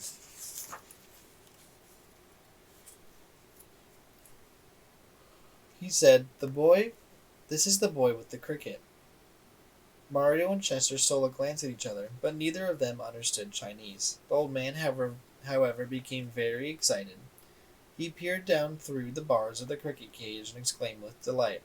Then, drawing himself up to his full height, he made a very low and solemn bow. Chester bowed back and gave one of his most polite chirps. That pleased the Chinese gentleman very much. He and Sai Fong began laughing and talking together. It sounded like a cheerful clicking of hundreds of chopsticks. When they were finished telling each other how fine a cricket Chester was, Sai Fong said to Mario, "Do you like Chinese food?" "Yes, I do," answered Mario. He had never had anything Chinese except chop suey, but he was awfully fond of that. "Wait here, please," said Sai Fong. He disappeared in the shop and came back in a minute with two new robes. "This one is for you," he said, helping Mario on with one. It was purple and lavender and had designs of the sun, moon, and stars stitched all over it. "And this one is mine," said Sai Fong, putting on his own robe, which was blue and green and covered with pictures of fish and reeds and water lilies.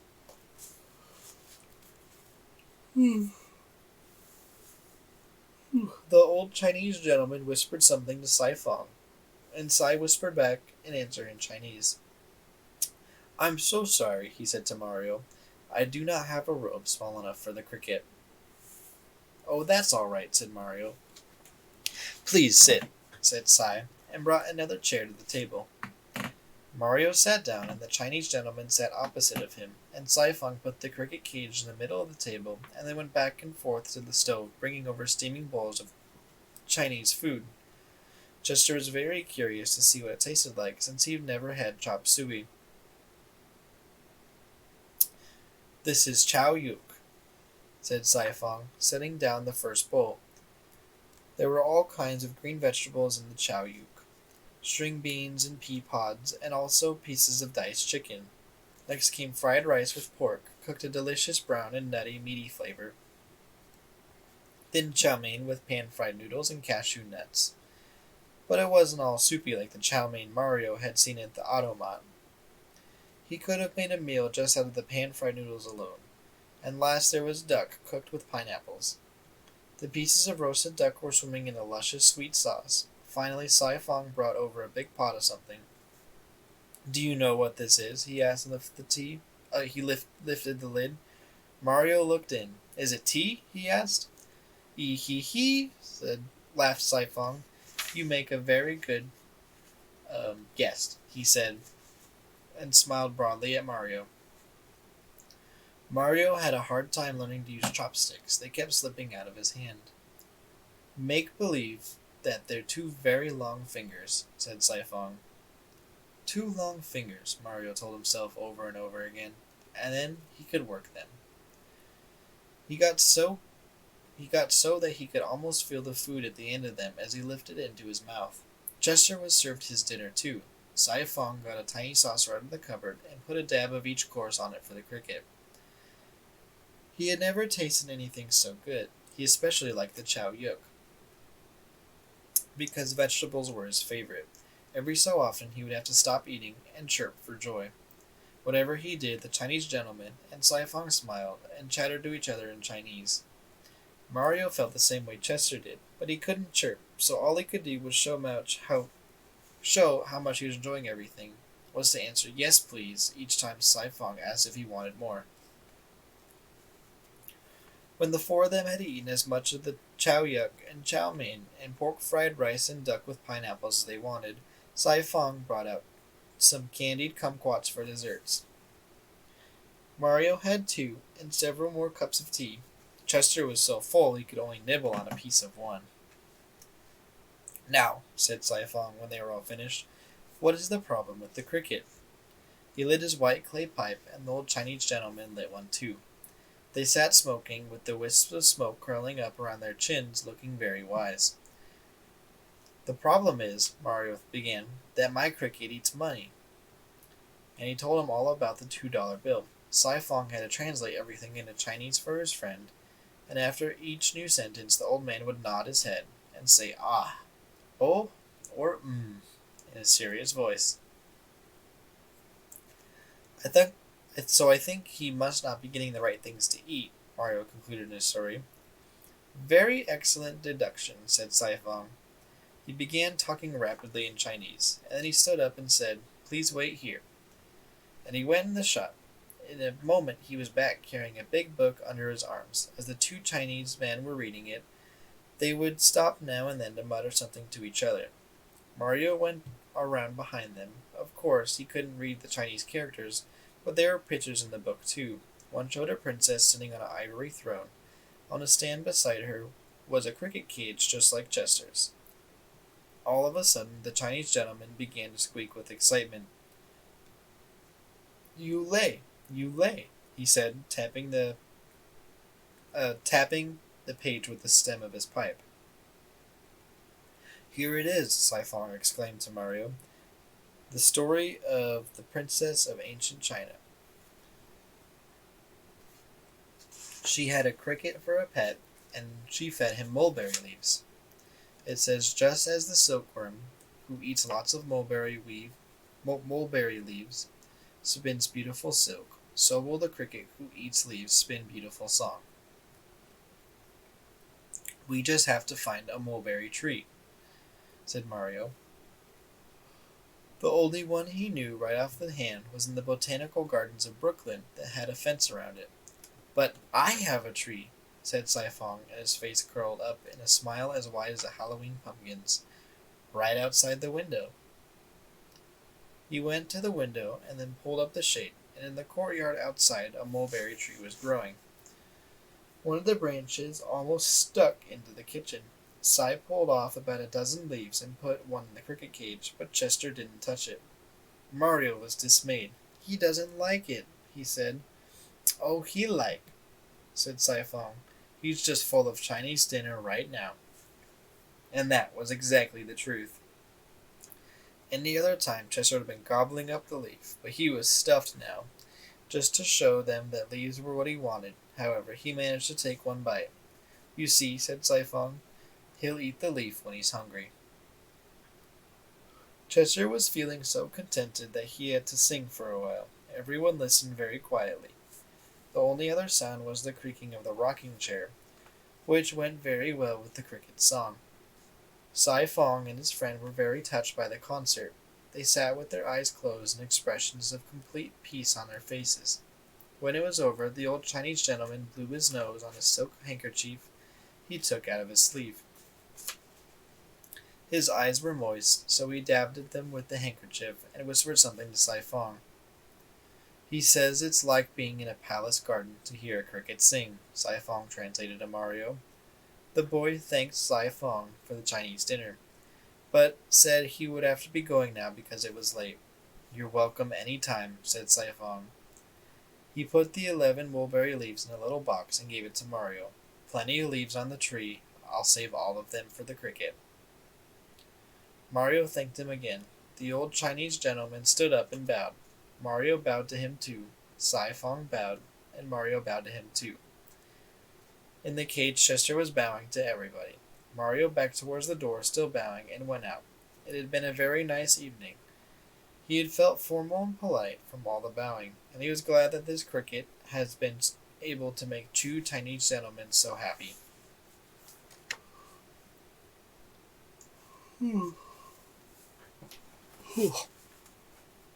Chapter 10. The Dinner Party. Late one night, Chester Cricket was very busy inside the newsstand. As soon as the Bellennys went home, he hopped out of the matchbox and began to clean up.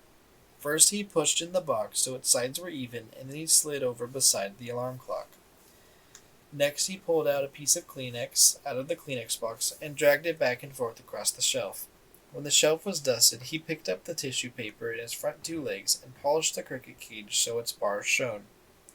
He wiped off the glass in front of the alarm, and then the radio too, until he could see his own reflection. The dial of the clock was luminous, and it shed a very soft green light. Chester wanted everything to be perfect on this particular evening. There was going to be a party. It was exactly 2 months since Chester arrived in New York, and the three animals wanted to celebrate the anniversary. Nothing too formal, you understand. Just a little dinner for everyone. Tucker Mouse had volunteered to let them use the drain pipe, but Chester didn't want to eat amidst all the waste paper and rubbish his friend had collected. So after many conferences, they resolved on the newsstand. It was sheltered and quite big enough, and the radio could provide nice background music. Tucker Mouse jumped up beside Chester. "How's the food coming, Tucker?" asked the cricket. Tucker had just been put in charge of refreshments. "Hick, hick, hick," laughed Tucker Mouse, rubbing his front feet together. "Wait till I tell you." He lifted up one foot. "I have 2 chunks of liverwurst, 1 slice of ham, 3 pieces of bacon, lettuce and tomato, and whole wheat, rye, and white crust, and a big glob of coleslaw, 2 squares from a Hershey chocolate bar, and the end of an O. Henry candy bar, with nuts. And now comes the climax," Tucker paused. "Iced soft drinks." "Wait, how'd you get the ice?" asked Chester. "Wait, I'll tell you," said Tucker. "All day I've been hiding by the lunch counter. When the soda jerks make a Coke, I grab the ice they spilled, which I then take to the drain pipe. There," he went with his special pride, "it is happening that I have a heat-proof insulated bag saved up for just an occasion. I put the ice, shut the opening, and we have ice. Nice, eh?" He sat back on his haunches and grinned at Chester. "Very nice," said Chester. "Where have you got the drinks?" "In paper cups," said Tucker. "And no mixing of drinks either. For each kind of soft drink, another cup." "That's wonderful," said the Cricket with admiration. "Oh, it's nothing, really," said Tucker, waving a foot. "I mean, it's something, but nothing too much." He looked around at the shelf and clock and everything. "You ought to be congratulated on the cleanliness. Of course it isn't as important as food getting, but to be clean is very nice too." While they were talking, Harry Cat came through the opening at the side of the newsstand. Chester hopped down like a good host to greet his new guest. "How was the concert?" he asked. Harry had been down to Washington Square to hear an open-air concert of chamber music. How could you play chamber music outdoors? Chester didn't understand, but it was New York and anything could happen. "Very good," answered Harry, "but I don't think the violinist played nearly as well as you do." It made Chester very happy to hear that, but he had to turn away from Harry so he couldn't see him blush. "Harry, help me with the food," said Tucker, and jumped down to the floor and scurried over to the drain pipe. The mouse and the cat put all different courses over to one side with the soft drinks, so everyone could go up and help himself. It was a buffet style. Tucker and Chester sat on the shelf, and Harry, who was taller, sat on the stool, but his head was on level with theirs. Tucker Mouse took great pride in cooling the soft drinks. There were 4 cups, one with Coca-Cola, one with Pepsi, one with root beer, and the last orange pop. Tucker put a big piece of ice in each, and then made a show of stirring them with the straw he had found that afternoon. "Ah," he said, "where but New York could a mouse have ice in his Coca-Cola?" "We should have music," said Harry, and he reached over and flicked on the radio. Firstly, they got a news report, but that wouldn't do for a party. Harry twisted the dial and went through a quiz show, an amateur hour, and a play about the Deep South before he got what he wanted.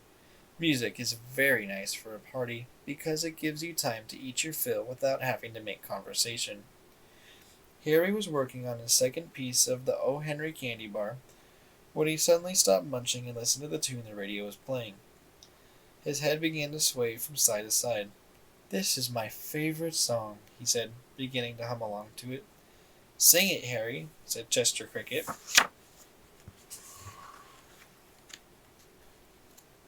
"You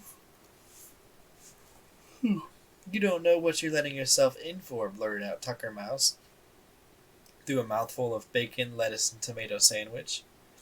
But Harry was in a party mood, so he cleared his throat and began, "When I'm calling you, ooh, ooh."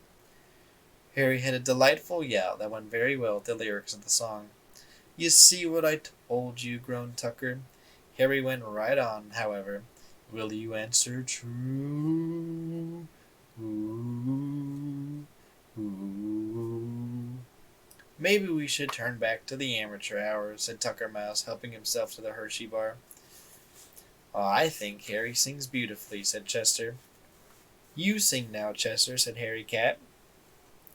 Secretly, the Cricket was very anxious to perform for them, but he had to have some encouragement first. He limbered his wings and said, "It's not really singing, you know." "Singing, playing, who cares as long as it doesn't sound like Harry," said Tucker Mouse. He slurped up the last of the orange soda, and they all fell silent. It was well along in August by now, and just the time of year that crickets all over the world like most. Chester hadn't done nearly as much chirping as usual this summer because he was living in New York, but tonight he played to his heart's content. He thought of his meadow and the stump and the brook and the old willow tree. The song swelled from his wings and filled the newsstand. When it was over, Tucker and Harry applauded and congratulated Chester. Now play us something we know," suggested Harry Cat. "Well, I don't know if I can," said Chester. "All my songs are my own compositions." "Listen to the radio and play what it does," said Harry, and he turned up the music. Chester cocked his head to one side. The radio was playing Blue Dunwab Waltz. When he heard enough to memorize the melody, Chester joined in, and he played it perfectly. The cricket was such a natural musician that he not only chirped the tune, in a few minutes he was making up variations and spinning them out without ever losing the rhythm of the waltz. He had found that by tilting his wings he could make the notes go higher or lower just as he wanted. Chester got an ovation from his friends, Harry Cat, who crept into the Metropolitan Opera House a few times, and knew how people acted there, shouted, "Bravo, Chester, bravo!" Of course, after such a sample of his talent for imitating songs, his friends insisted that he keep on, and Chester was happy to oblige. There's nothing like a good audience to encourage a performer. The next selection from the radio was a group of Italian folk songs. Chester picked out the different melodies and chirped them along with the orchestra. After the folk songs came a group of operatic arias. It was easier for Chester to play a group of operatic arias. It was easier for Chester to play the ones written for tenors than the ones written for sopranos, contralto, and basses, but he did them all beautifully. Each time he stopped after singing a new piece, the animals shouted more, more, more. So Chester went right on. Now came a South American rumba, and the rhythm was very tricky, but it took the cricket a few minutes to catch on to it. But once he had it, he never lost the beat.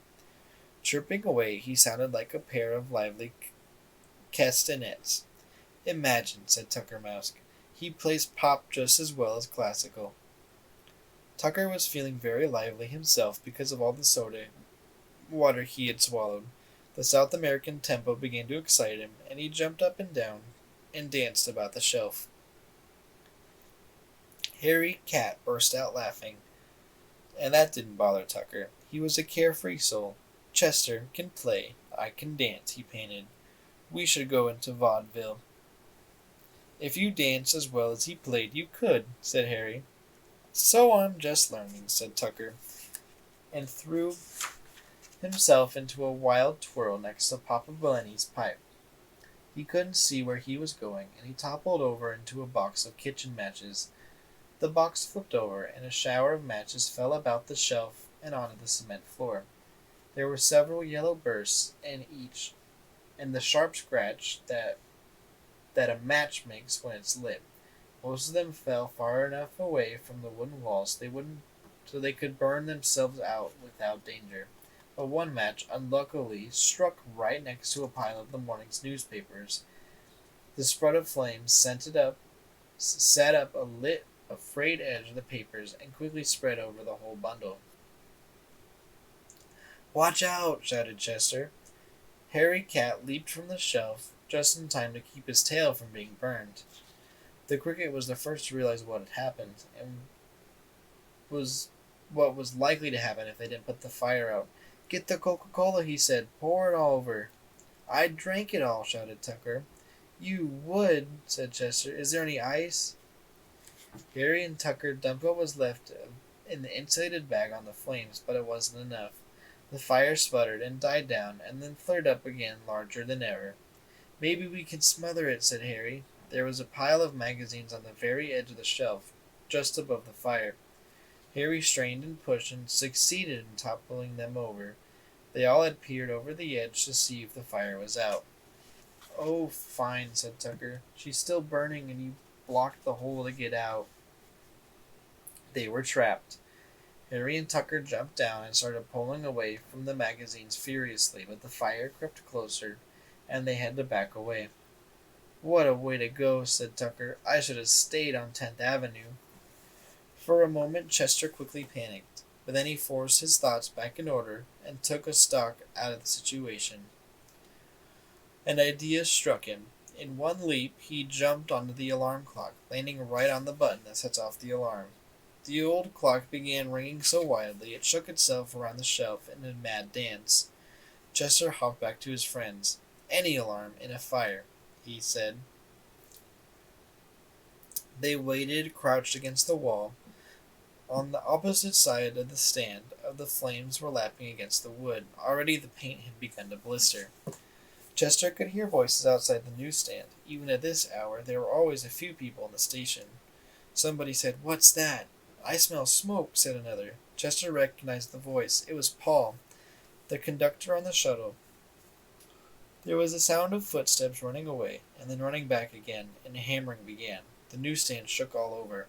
"Somebody get to the other side," said Paul. The cover was wrenched off, clouds of smoke billowed up, and people standing around were astonished to see, through the fumes and glare of the fire, a cat, a mouse, and a cricket running and jumping to safety.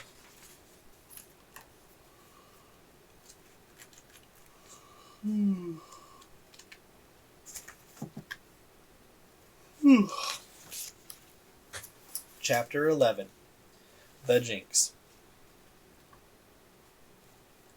From the drain pipe the animals watched Paul put out the fire.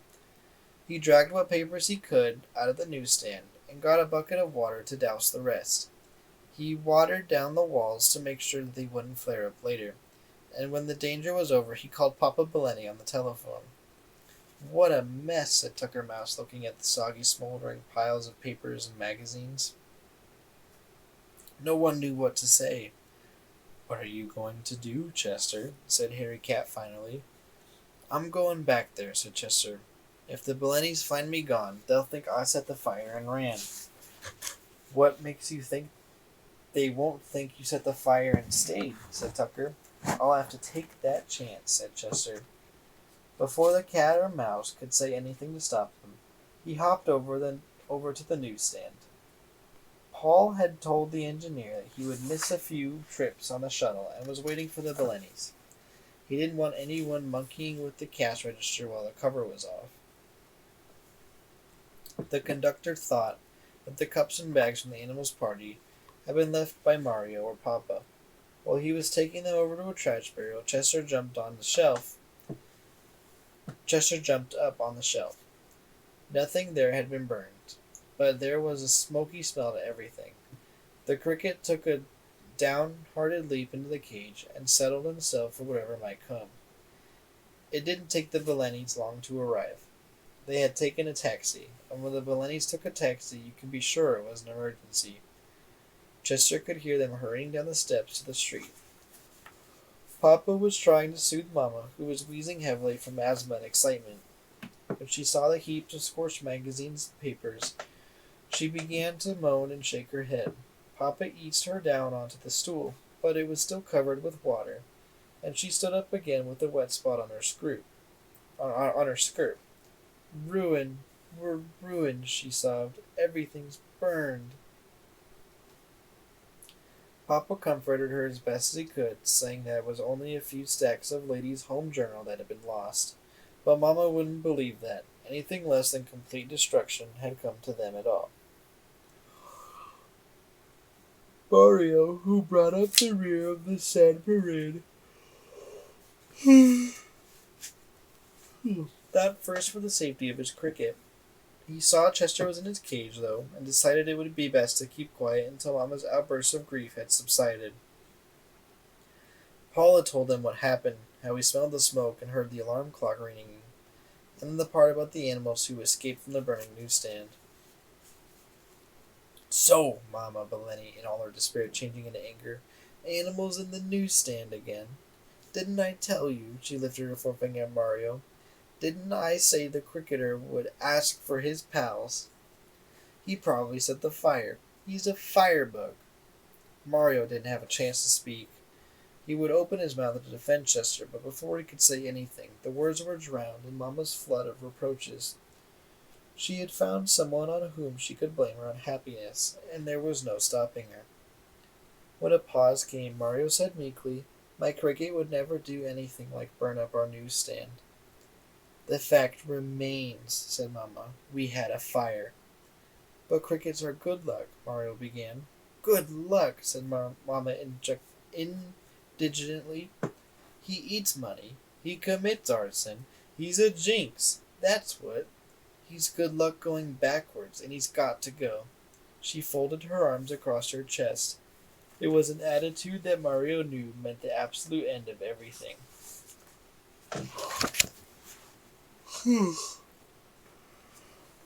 I could keep him somewhere else, the boy offered. No, said Mama, shaking her head as firmly as the door being closed. He's a jinx. He goes. Papa put his finger to his lips as a signal that Mario shouldn't say anything more, and the two of them began to clean up. They carted away all the hopelessly burned magazines and tried to salvage some of what had only been scorched. Mario mopped the floor of the newsstand while Mama spread out papers to dry. By the time they were finished, it was almost the hour for the first wave of commuters. Chester was lying on the floor of the cricket cage. He felt guilty because even if he hadn't said it, in a way the fire was his fault. If he hadn't invited everyone at the newsstand, it wouldn't have happened. And it was his playing of the Roomba that made Tucker want to dance and so tip over the matches. And he did eat the $2 bill. He began to believe that he really was a jinx. During the early morning rush hour, Mario was especially eager in his shouts of "Paper, mister," and "Time or life, mister." Papa was more active than usual, too, but Mama sat glumly on the stool with the gray, determined look on her face. Despite the fact that the sailing that morning went very well, she wouldn't change her mind. After the rush was over, Papa went out to buy a new lock.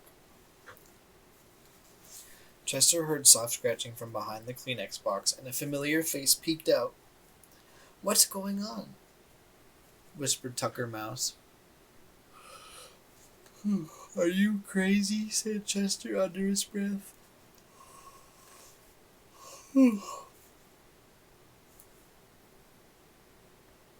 "All they need is to catch you here." "I had to find out how you were doing," said Tucker. "They're going to throw me out," sighed Chester. Oh, Tucker moaned. "And it was me that did it. Supposing I give you the rest of my life savings, maybe we could buy them off?" Chester leaned his black little head up against the bars of the cricket cage. "Not this time," he said. "Mama's got her mind made up. I don't blame her either. I wish I'd never come to New York." "Oh, Chester," wailed Tucker Mouse, "don't say that. You'll make me feel like a rat, and I'm only a mouse." "It's not your fault, Tucker," said Chester, "but I've done nothing but bad luck for them since I came." Without knowing what he was doing, the cricket began to chirp to ease his feelings. He found that it helped somehow if he sang your sadness. He wasn't paying much attention, and just by accident he played the first few notes of an Italian folk song that he heard the night before. It was so melancholy, yet so sweet, that it fitted his mood exactly. Mama Bellini was untying a bundle of Herald Tribunes when she heard the chirping. At first she didn't know what it was. She began to say, "What's that?" Chester stopped playing, and Mama asked who was singing. Mario looked at his mother. Usually when she spoke in Italian, it meant that she was in a good mood, but that couldn't be true today. Now Tucker Mouse was a very good judge of character, both animal and human. He thought that he heard some softness in Mama Bellini's voice. "Play some more," he whispered to Chester. "She hates me," said Chester. "It'll only make her angry." "Do like I tell you," commanded the mouse urgently. So Chester started to chirp again. He was in such disgrace anyway, what difference could it make? The piece he was playing was called "Come Back, Sorrento."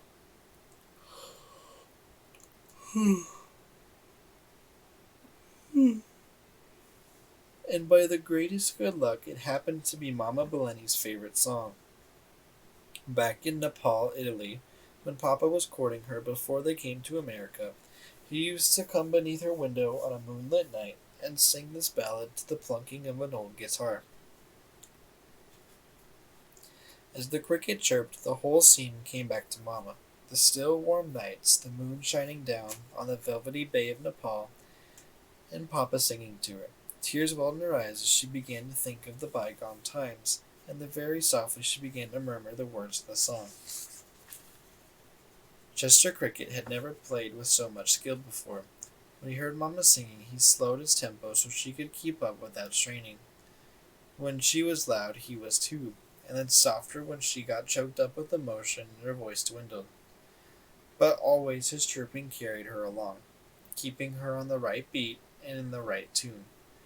He was the perfect accompanist. Mario was dumbfounded. He stared astonished at the cricket cage and his mother. It was just as marvelous for his mother to be singing as it was for a cricket to chirp familiar songs. Sometimes, when she was very happy, Mamma Bellini whistled, and once or twice Mario had heard her hum. But now here she was crying and warbling like an Italian nightingale. Chester finished, come back to Sorrento. Keep it up, squeaked Tucker Mouse. She's a sucker for the sad songs. Before Mamma's mood had a chance to wear off, Chester began chirping selections from opera that he had played during the party. Mamma didn't know the words to the operas, but she hummed some of the tunes along with him. Mario was as still as stone. Papa Bellini had come back from the locksmith's. Coming down the stairs, he was surprised not to hear his wife and Mario calling out the newspapers. When it got near the newsstand, he was even more surprised to hear the strains of the Grand March from Adia coming from the cricket cage. He chirps opera? Exclaimed Papa. His eyes looked as big and startled as two hard-boiled eggs. Mamma shushed him with a wave of her hand. Chester's memory for music was perfect. He only had to hear a piece once to remember it forever. When he had finished all the operatic numbers, he stopped. Should I go on to the pop tunes? He whispered to Tucker Mouse, who was still hidden behind a Kleenex box. Wait a while, said Tucker. See what happens. Mamma Bellini had a dreary look in her eyes. She put her arm around her son and said, Mario, no cricketer who sings Torn Sorrento so beautifully could possibly start a fire. He can stay a while longer. Mario threw his arms around his mother's neck. You hear? You hear? Squealed Tucker Mouse. You can stay. Oh boy, oh boy, oh boy. And this is only the beginning. I'll be your manager, okay? Okay, said Chester. And so began the most remarkable week in Chester cricket, or any cricket's life.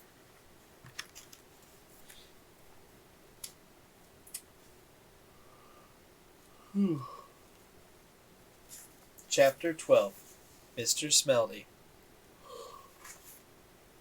Oh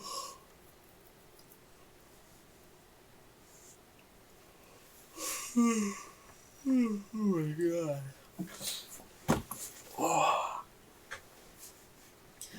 It was 2 o'clock in the morning. Chester Cricket's new manager, Tucker Mouse, was pacing up and down in front of the cricket cage. Harry Cat was lying on the shelf with his tail drooping over the edge. And Chester himself was relaxing in the matchbox. I have been giving the new situation my serious consideration, said Tucker Mouse solemnly. As a matter of fact, I couldn't think of anything else all day. The first thing to understand is Chester Cricket is a very talented person. Hear, hear, said Harry. Chester smiled at him. He was really an awfully nice person. Harry Cat was. The second thing is, talent is something rare and beautiful and precious, and it must not be allowed to go to waste. Tucker cleared his throat. And the third thing is, there might be, who could tell, a little money in it maybe. I knew that was the bottom of it, said Harry. Now wait, please, Harry. Please just listen. A minute before you begin calling me a greedy rodent, said Tucker. He sat down beside Chester and Harry. The newsstand is doing lousy business, right? Right. And if the Bellinis were happy, Mamma Bellini wouldn't be always wanting to get rid of him, right? Right. She likes him today because he played her favorite songs, but who could tell if she might like him tomorrow? And also, I'd like to help them because they've been good to me, put in Chester Cricket. But naturally, said Tucker. And if a little bit of the rewards of success should find a way into the drain pipe or an old and trusted friend of Chester, well, who is the worse for that? I still don't see how we can make any money, said Chester. I haven't worked out the details, said Tucker, but this I can tell you. New York is a place where people are willing to pay for talent. So what's clear is Chester has got to learn more music. I personally prefer his own compositions. No offense, Chester. Oh no, said the cricket, I do myself. But the human beings, Tucker went on, being human beings are, and who could blame them, would rather hear pieces written by themselves. But how am I going to learn new songs? Asked Chester. Easy as pie, said Tucker Mouse. He darted over the radio, leaned all his weight on one of the dials, and it snapped on.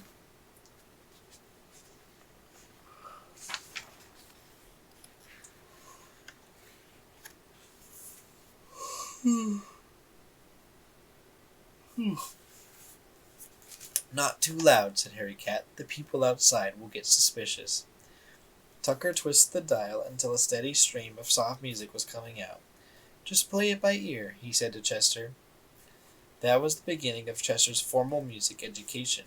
On the night of the party, he had just been playing for fun, but now he seriously set out to learn some human music. Before the night was over, he had memorized 3 movements from different symphonies, half a dozen songs from musical comedies, and a solo part for a violin concerto, and 4 hymns which he picked up from a late religious service. The next morning, which was the last Sunday in August, all 3 Bellinis came to open the newsstand. They could hardly believe what happened yesterday, and were anxious to see if Chester would continue to sing familiar songs. Mario gave the cricket his usual breakfast of mulberry leaves and water, which Chester took his time eating. He could see that everyone was very nervous, and he sort of enjoyed making them wait. When breakfast was over, he had a good stretch and limbered his wings. Since it was Sunday, Chester thought it would be nice to start with a hymn, so he chose to open his concert with Rock of Ages. At the sound of the first notes, the faces of Mama and Papa and Mario broke into smiles. They looked at each other, and their eyes told how happy they were, but they didn't dare speak a word. During the pause, after Chester had finished Rock of Ages, Mr. Smeldy came up to the newsstand to buy his monthly copy of Musical America, and his umbrella neatly folded was hanging over his arm as usual. Hey, Mr. Smeldy, my cricket plays hymns, Mario blurted out even before the music teacher had a chance to say good morning. And opera, said Papa. And Italian songs, said Mamma. Well, well, well, said Mr. Smeldy, who didn't believe a word, of course. I see we've all become very fond of our cricket, but aren't we letting our imaginations run away with us a little bit? Oh, no, said Mario. Just listen, he'll do it again. Chester took a sip of water, and he was ready to play some more. This time, however, instead of Rock of Ages, he launched into a stirring performance of Onward Christian Soldiers. Mr. Smeldy's eyes popped. His mouth hung open and the color drained from his face. Do you want to sit down, Mr. Smeldy? Asked Papa. You look a little pale. I think perhaps I'd better, said Mr. Smeldy, wiping his forehead with his silk handkerchief. It's rather a shock, you know. Oh,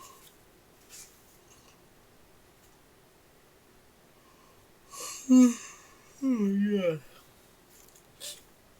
He came inside the newsstand, and sat on the stool so his face was just a few inches away from the cricket cage. Chester chirped the second verse of Onward Christian Soldiers, and finished with a soaring amen.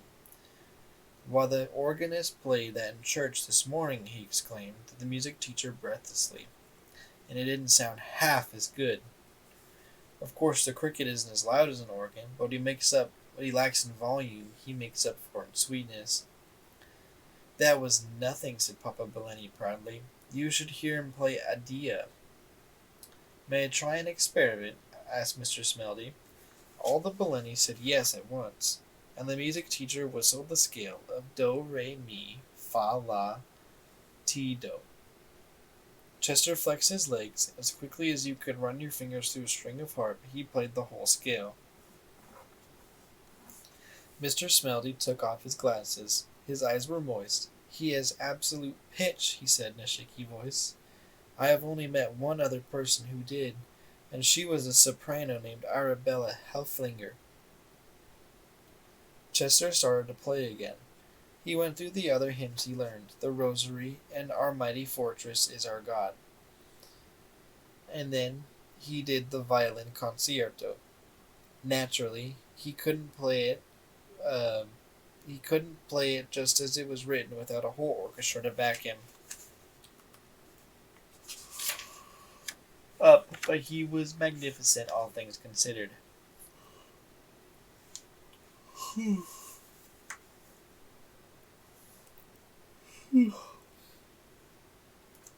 Once Mr. Smelty got used to the idea that he was listening to a concert given by a cricket, he enjoyed the performance very much. He had special praise for Chester's phrasing, by which he meant the neat way the cricket played all the notes of a passage without letting them slide together. And sometimes when he had been deeply moved by a section, the music teacher would touch his chest over his heart and say, "That cricket has it here."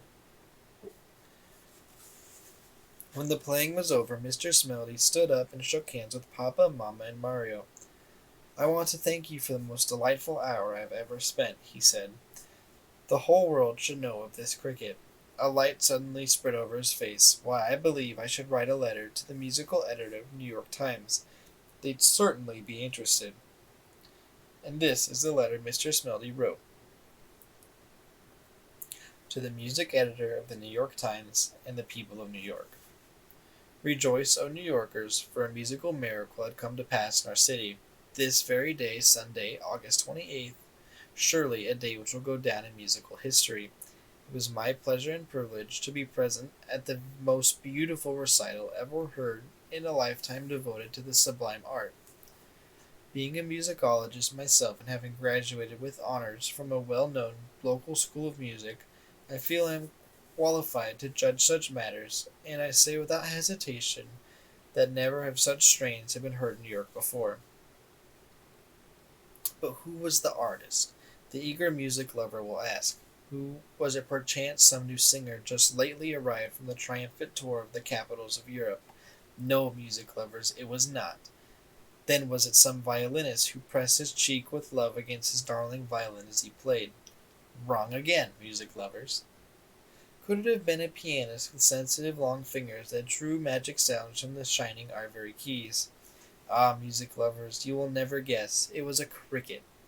A simple cricket no longer than half my little finger, which is rather long because I played the piano, but a cricket that is able to chirp operatic, symphonic, and popular music. Am I wrong in describing such an event for miracle? And where is the extraordinary performer? Not in Carnegie Hall, music lovers, nor in the Metropolitan Opera House. You will find him in the newsstand run by the Blenny family in the subway at Times Square. I urge, I implore every man, woman, and child who has music in their soul to not miss out on one of his illustrious, nay, his glorious concerts. P.S. I also give piano lessons. For information, write to H.P. Smelty. Enchantedly yours, Horatio P. Smelty.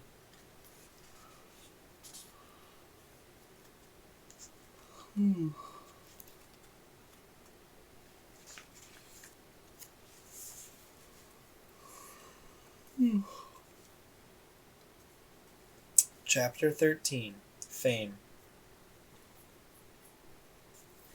The music editor of the New York Times was quite surprised to get Mr. Smelty's letter, but he believed in the freedom of the press and had it printed on the theatrical and musical page of the paper. The next morning, thousands of people at home, over the breakfast table, and on buses and trains coming into New York, read about Chester. The Belennys got to the newsstand very early. Papa opened the Times bundle and thumbled through a copy looking for the letter. When he found it, he read it aloud to Mamma and Mario. When he folded the paper and put it back in the stack to be sold. "So," said Papa, "we have a celebrity in our midst." The celebrity was just at that moment having himself a big yawn in the cricket cage. He had been up most of the night with his manager and Harry Cat learning new pieces. After breakfast, and having another stretch, he tested his wings against each other like a violinist making sure his violin was in tune. The wings were fine. This time of year, they almost itched to chirp. Chester ran over the scales a few times and started to play. His first selection was something he had learned the night before, called a Little Night Music.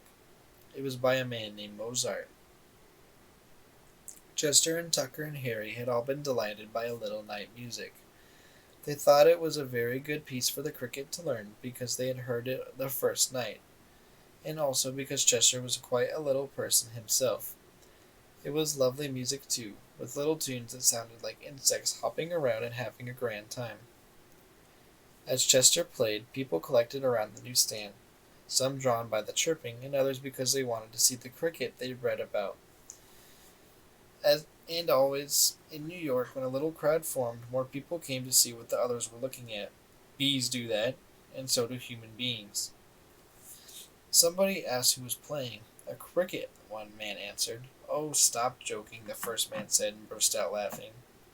In front of him, a little lady with a feather in her hat who was enjoying the music turned around and whispered, "Shh," very angrily.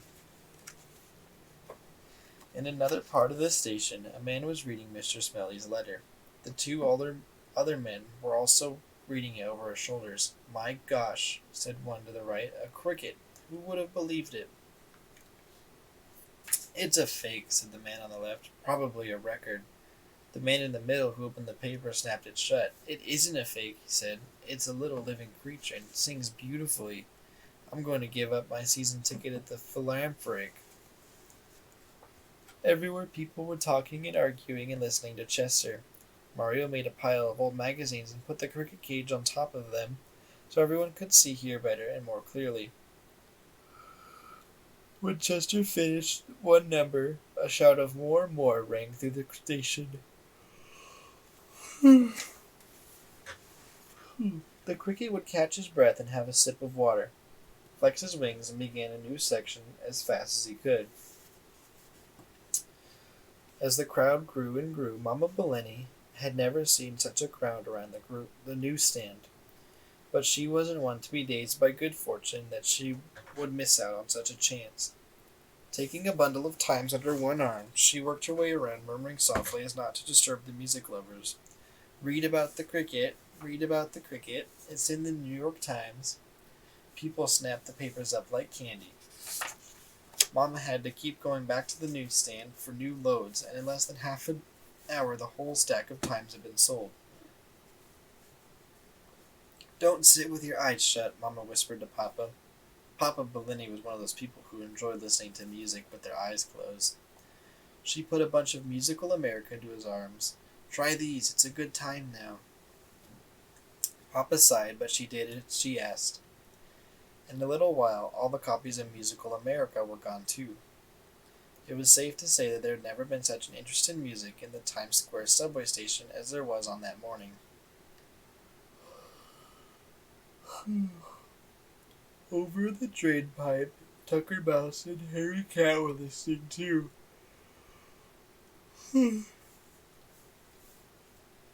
Harry with his eyes closed like Papa Bellini.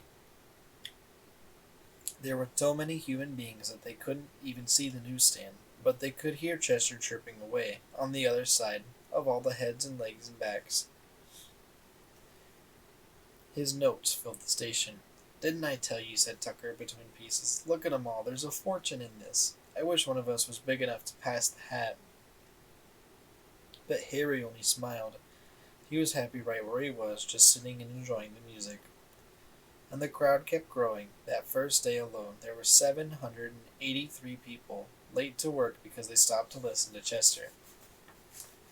During the next few days, other papers besides the Times began to run articles on the cricket. Even Musical America sent an editor down to hear a recital.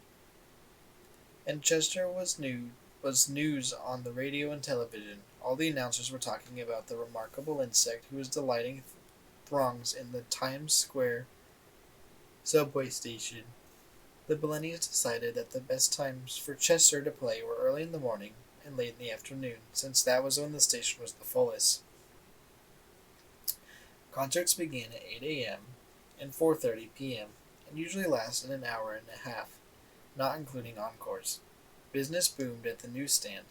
Mama made sure the extra loads of magazines and newspapers were delivered. But even so, by closing time, they had already sold out completely. Mama Bellini, by the way, turned out to be the best friend the cricket ever had. At noon, she would rush home and fix Chester some delicacy for lunch, like a midget fruit salad or an entire vegetable dinner so small you could serve it on a silver dollar. Chester really preferred his mulberry leaves, but he ate everything so to not hurt her feelings. Cy Fong, who had seen Chester's picture in the paper, kept Mario supplied with leaves. He and the Chinese gentleman dug out two collapsible chairs from his attic and came uptown every day at 8 and 4:30 to hear Chester's new programs. Mr. Smelty was there at least once a day, too. He brought a tape recorder and made recordings of all the new pieces Chester learned. And during the intermissions, there was always an intermission of 10 minutes halfway through the concert. He delivered short talks on musical appreciation to the audiences. So by Thursday, Chester Cricket was the most famous musician in New York City. But now there was a strange thing. He wasn't really happy. Not the way he used to be. Life didn't seem to be the fun and freedom it had before. For one thing, he thought it was glory. He thought the glory was very nice. Chester found that it made you tired. 2 concerts a day, every day, was an exhausting program, and he wasn't used to playing on a schedule. Back home in the meadow, if the sun felt nice, or if the moon was full, or if he wanted to have a musical conversation with his friend the lark, he would chirp because the mood was on him. But here he had to perform at 8 and 4:30, whether he liked it or not. Of course, he was very glad to be helping the Bellinis, and a lot of the joy was gone from playing. And there was something else. Chester didn't like being looked at. It wasn't so bad while he was playing. Everyone was quiet enjoying the music, but after the performance was over, the human beings crowded around and put their faces close to the bars and poked their fingers through.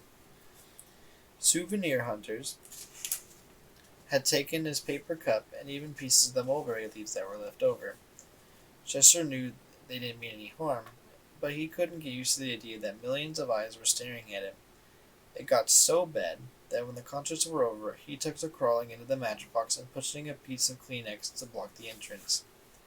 Then, on Thursday, 3 things happened that upset him very much. The first was September. It was the first day of a new month. Chester happened to glance up at the top of the Times where the date was, and there he saw it, September 1st. A new month, and a new season too. Autumn was almost upon them. For the same reason, the thought of September with all its changes made Chester feel very small and lost. And that evening, while he was playing, a brown leaf, the first leaf of the fall, blew into the cage and landed right next to the cricket. Now this leaf had come from New Jersey. A powerful gust of wind danced it over the Hudson River and up the 42nd Street and whisked down in the subway entrance. Chester was in the middle of the song when the leaf came down, and it was such a shock to see this little reminder of all that was happening in the country. For a moment he couldn't continue, but then he realized where he was and forced himself to go on. Mario was the only one who noticed the break in playing. But the worst thing happened after the concert was over. Chester was leaning up against the matchbox when suddenly 2 fingers began to work their way through the bars in the cage towards the little silver bell. It wasn't Mama's fingers, or Papa's, or Mario's.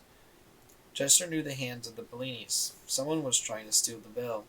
The cricket chirped an alarm, and just as the man was about to pull it down, Papa turned around and saw what was happening and shouted, "Hey, what are you doing?" The man disappeared into the crowd. Mama and Mario had been outside sailing off the last of the day's paper, and they came running back to the newsstand. "What is it?" panted Mama. "A thief," said Papa. "Is my cricket all right?" asked Mario anxiously. "Yes," Papa said. "He's in the matchbox." Mario picked up the box and looked at it. There was Chester, piling Kleenex against the opening. "You can come out now," the boy said. "It's safe." But Chester wouldn't come out. Mario had noticed that the cricket took to hiding after each recital, and it worried him. Mama Bellini was convinced that the man was a kidnapper, or rather cricket-napper, not just a thief. But Papa had told him how he was going straight for the bell. "That bell belongs to my cricket," said Mario. "Mr. Fong gave it to him." He unfastened the bell and put it way back in the cash register drawer next to Mama's earring, so it wouldn't tempt anyone else. Chester was still hiding in the matchbox. Mario gently pulled the Kleenex away and whispered, "Please come out."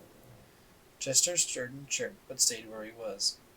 "What's the matter with him?" said Papa. "I think he might be sick," said Mario. He coaxed Chester with the mulberry leaf.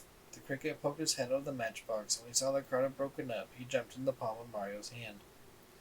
"You should take him to the bug doctor," said Mama. "What do you call them?"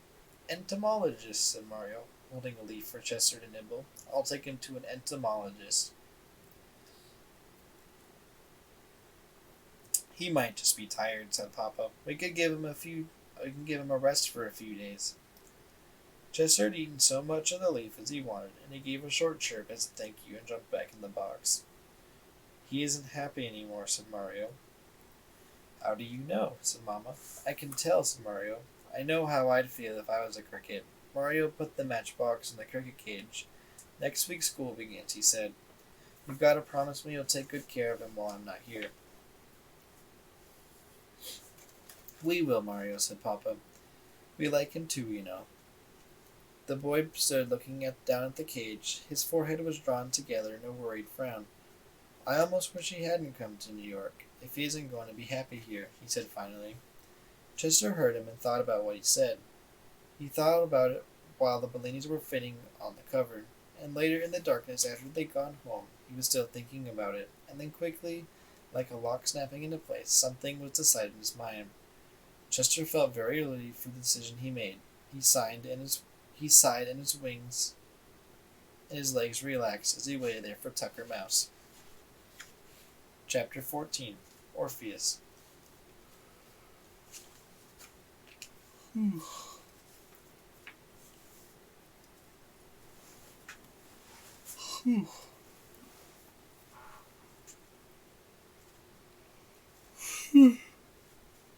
Alright. Chapter 14. Orpheus. Chester didn't have long to wait. In a few minutes, Tucker became bounding into the newsstand and up to the stool at the shelf. Here he followed him, ambling silently along as always. Tucker Mouse took himself very seriously now that he was the manager of a famous concert artist. "Good evening, Chester," he said. "You should excuse the suggestion, please, but I thought your tempo was off tonight in the Stars and Stripes Forever. You couldn't afford to relax just because you're on top, you know. And now let us begin the practicing." Chester crawled out of the matchbox. "Can't I even say hello to Harry?" he asked. "So say hello," said Tucker Mouse. "Hello, Harry." "Hello, Chester."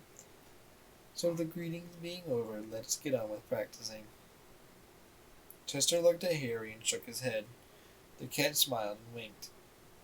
Tucker twisted the dial. Wearily, Chester crossed his wings into the position for playing.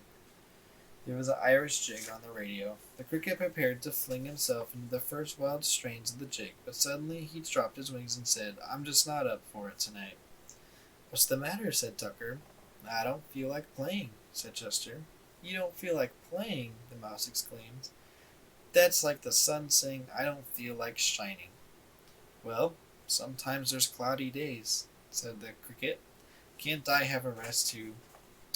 Um, um, Tucker Mouse was very much flustered. Let him take a day off," said Harry.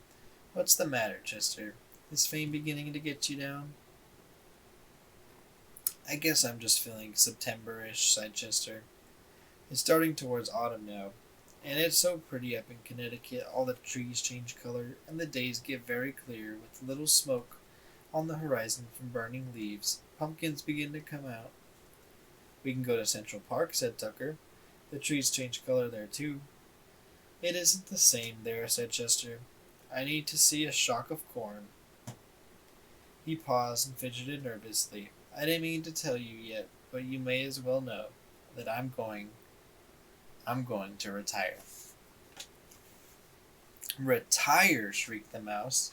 "Yes, retire," said Chester softly. "I love New York, and I love to have all those people listen to me, but I love Connecticut more, and I'm going home."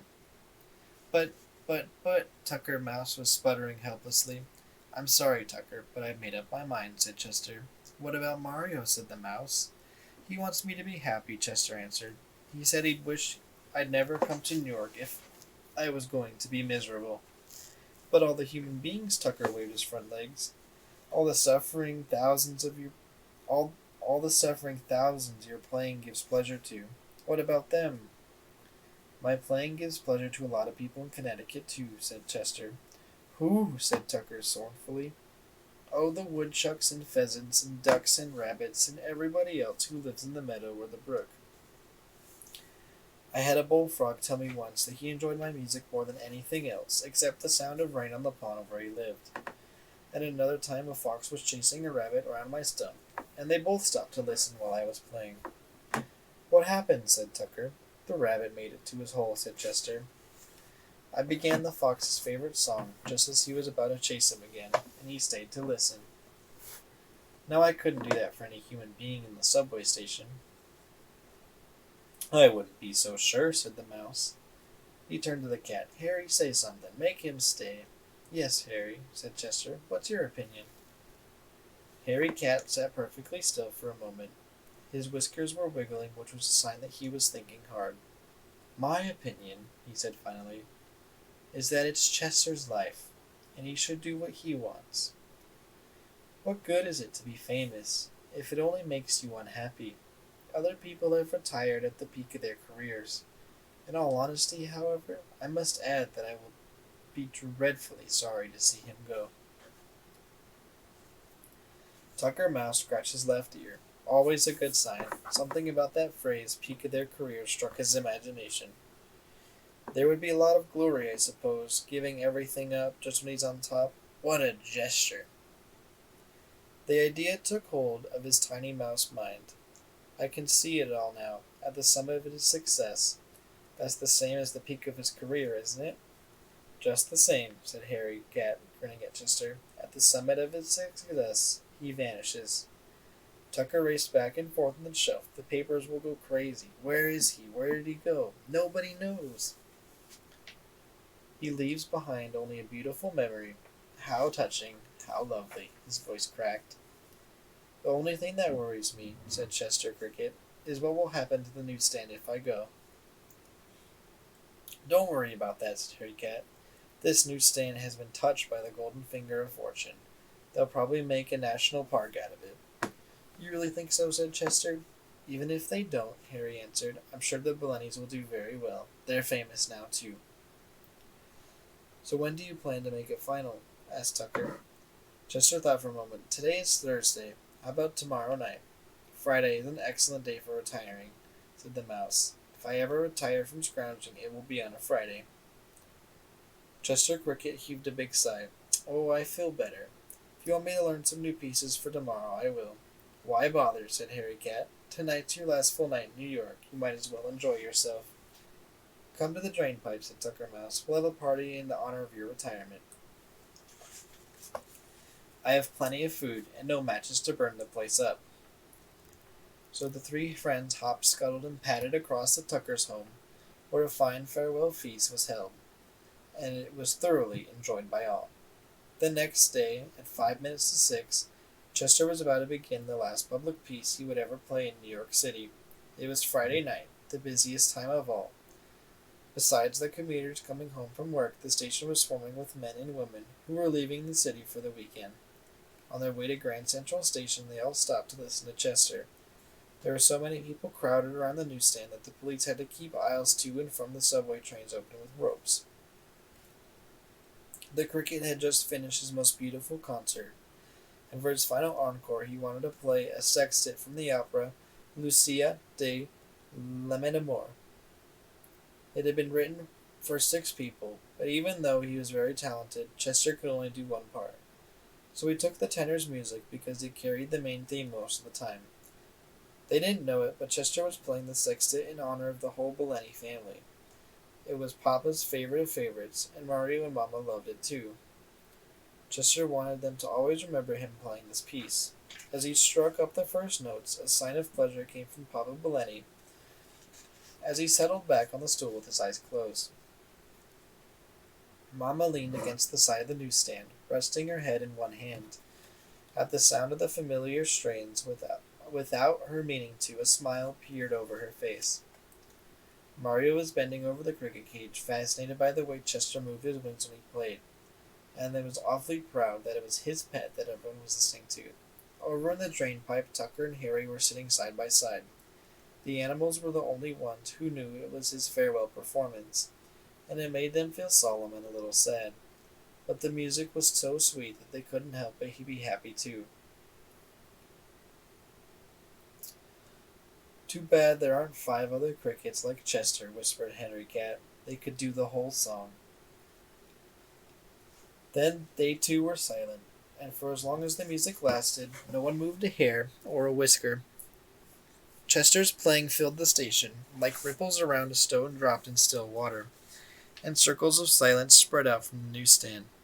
As the people listened, a change came over their faces. Eyes that looked worried grew soft and peaceful. Tongues left chattering, and ears full of the city rustling were rested by the cricket's melody. The men at the other newsstands heard Chester and stopped shouting for people to buy their newspapers and magazines. Mickey the counterman heard him and led off making a Coca-Cola. The 3 girls came to the door of the lost candy store. Passengers coming up from the lower level paused before asking policemen for directions. No one dared break the hush that had taken hold of the station. Above the cricket cage, through a grate in the sidewalk, the chirping rose into the street, and a man who was walking down Broadway stopped and listened. Then someone else said. In a moment, a knot of people were staring at the grate. "What is it? An accident? What's happening?" Whispers passed back and forth in the crowd, but as soon as there was a moment of silence, everyone could hear the music. People overflowed the sidewalks in the street, and the policeman had stopped traffic so nobody would get hurt. And then everyone in the stopped cars heard Chester too. You wouldn't think a cricket's tiny chirp could carry so far, but when all is silence, the piercing notes can be heard for miles. Traffic came to a standstill. The buses and cars and men and women walking, everything stopped. What was strangest of all, no one minded. Just this once, in the very heart of the busiest cities, everyone was perfectly content not to move and hardly breathe for those few minutes while the song lasted. Times Square was as still as a meadow on an evening, with the sun straining in on the people there and the wind moving along them as if they were only tall blades of grass. Chapter 15. Grand Central Station. After the concert, Mama and Papa Bellini had to go off for the evening. They left Mario in charge of the newsstand and told him that they would be back later and held him up close. The boy took Chester out of the cricket cage, balancing him on one finger. He was glad that they were going to have some time for themselves for a change. He looked at the cardboard sign that had a printing saying next concert at 8 a.m. and leaned it up against the cage. "That'll keep people from bothering us about when you'll play next," he said.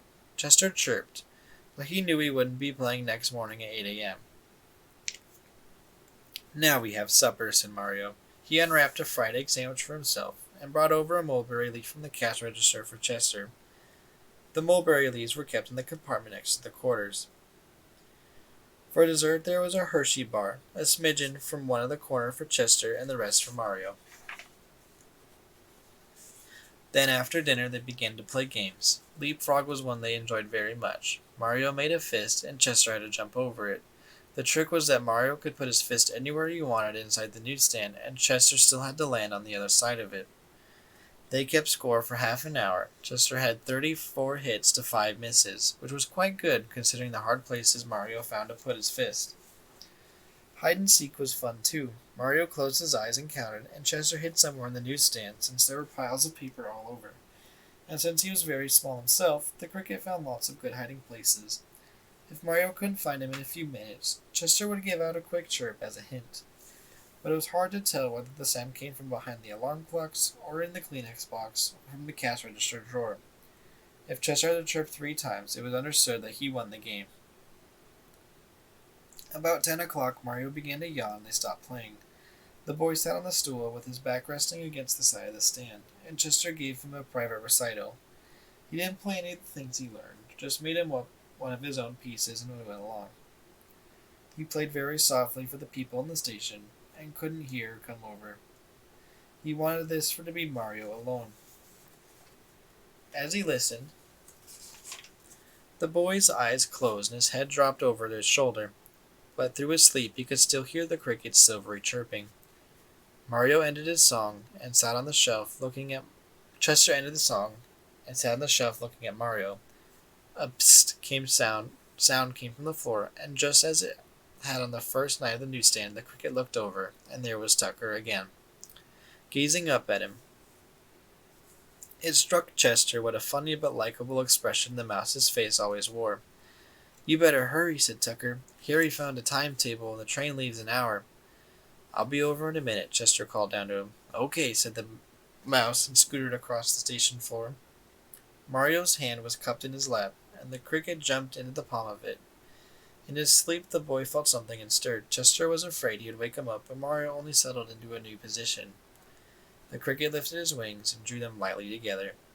There was all his love, and goodbye too, in that one chirp. Mario smiled at the familiar sound.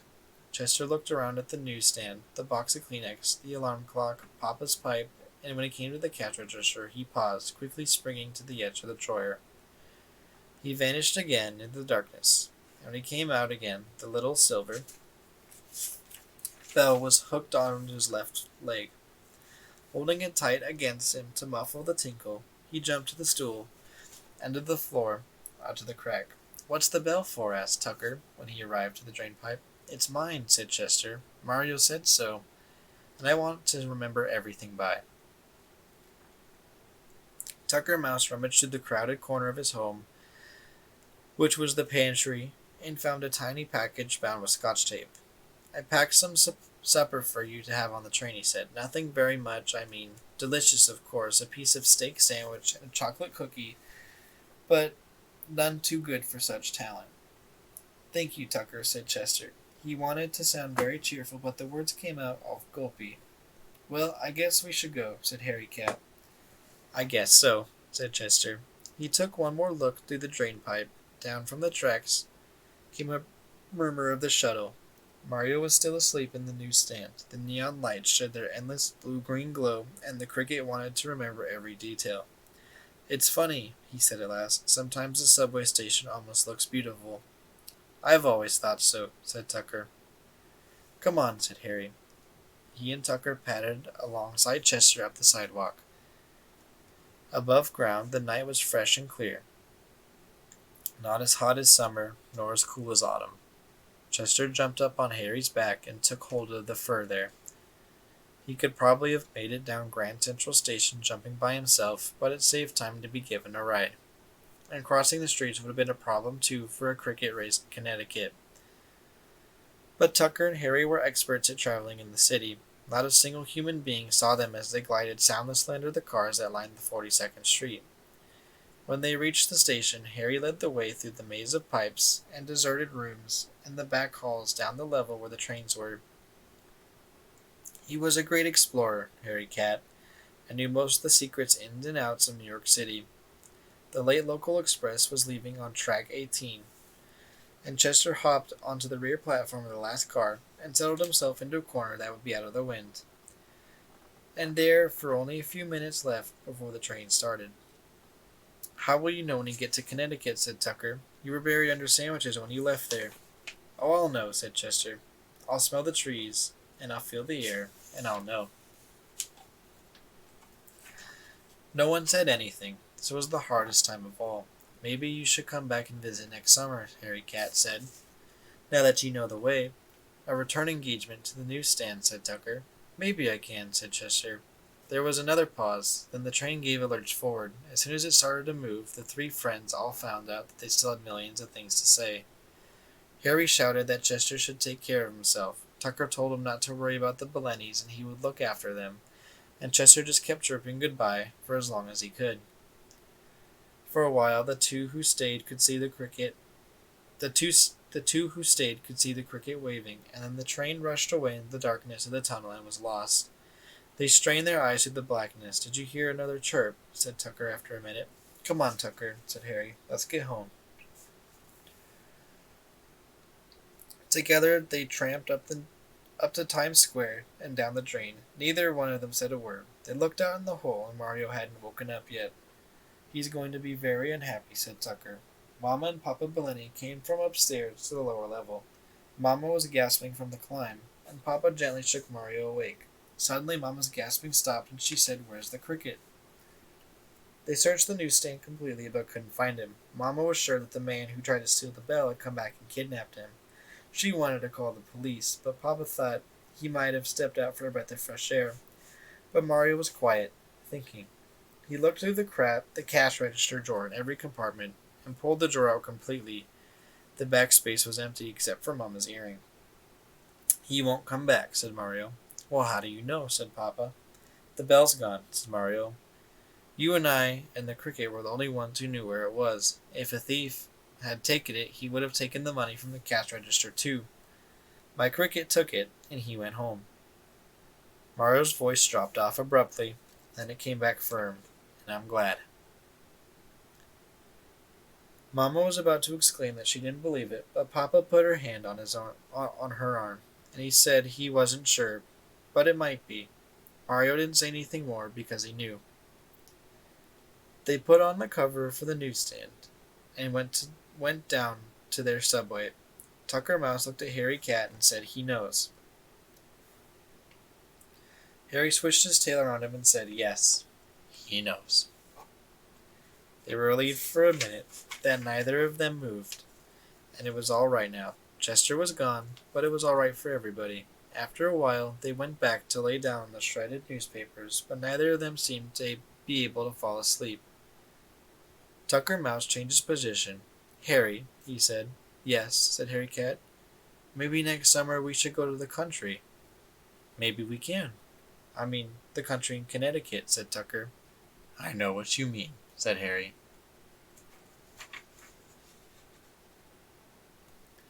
And that was The Cricket in Times Square by George Selden.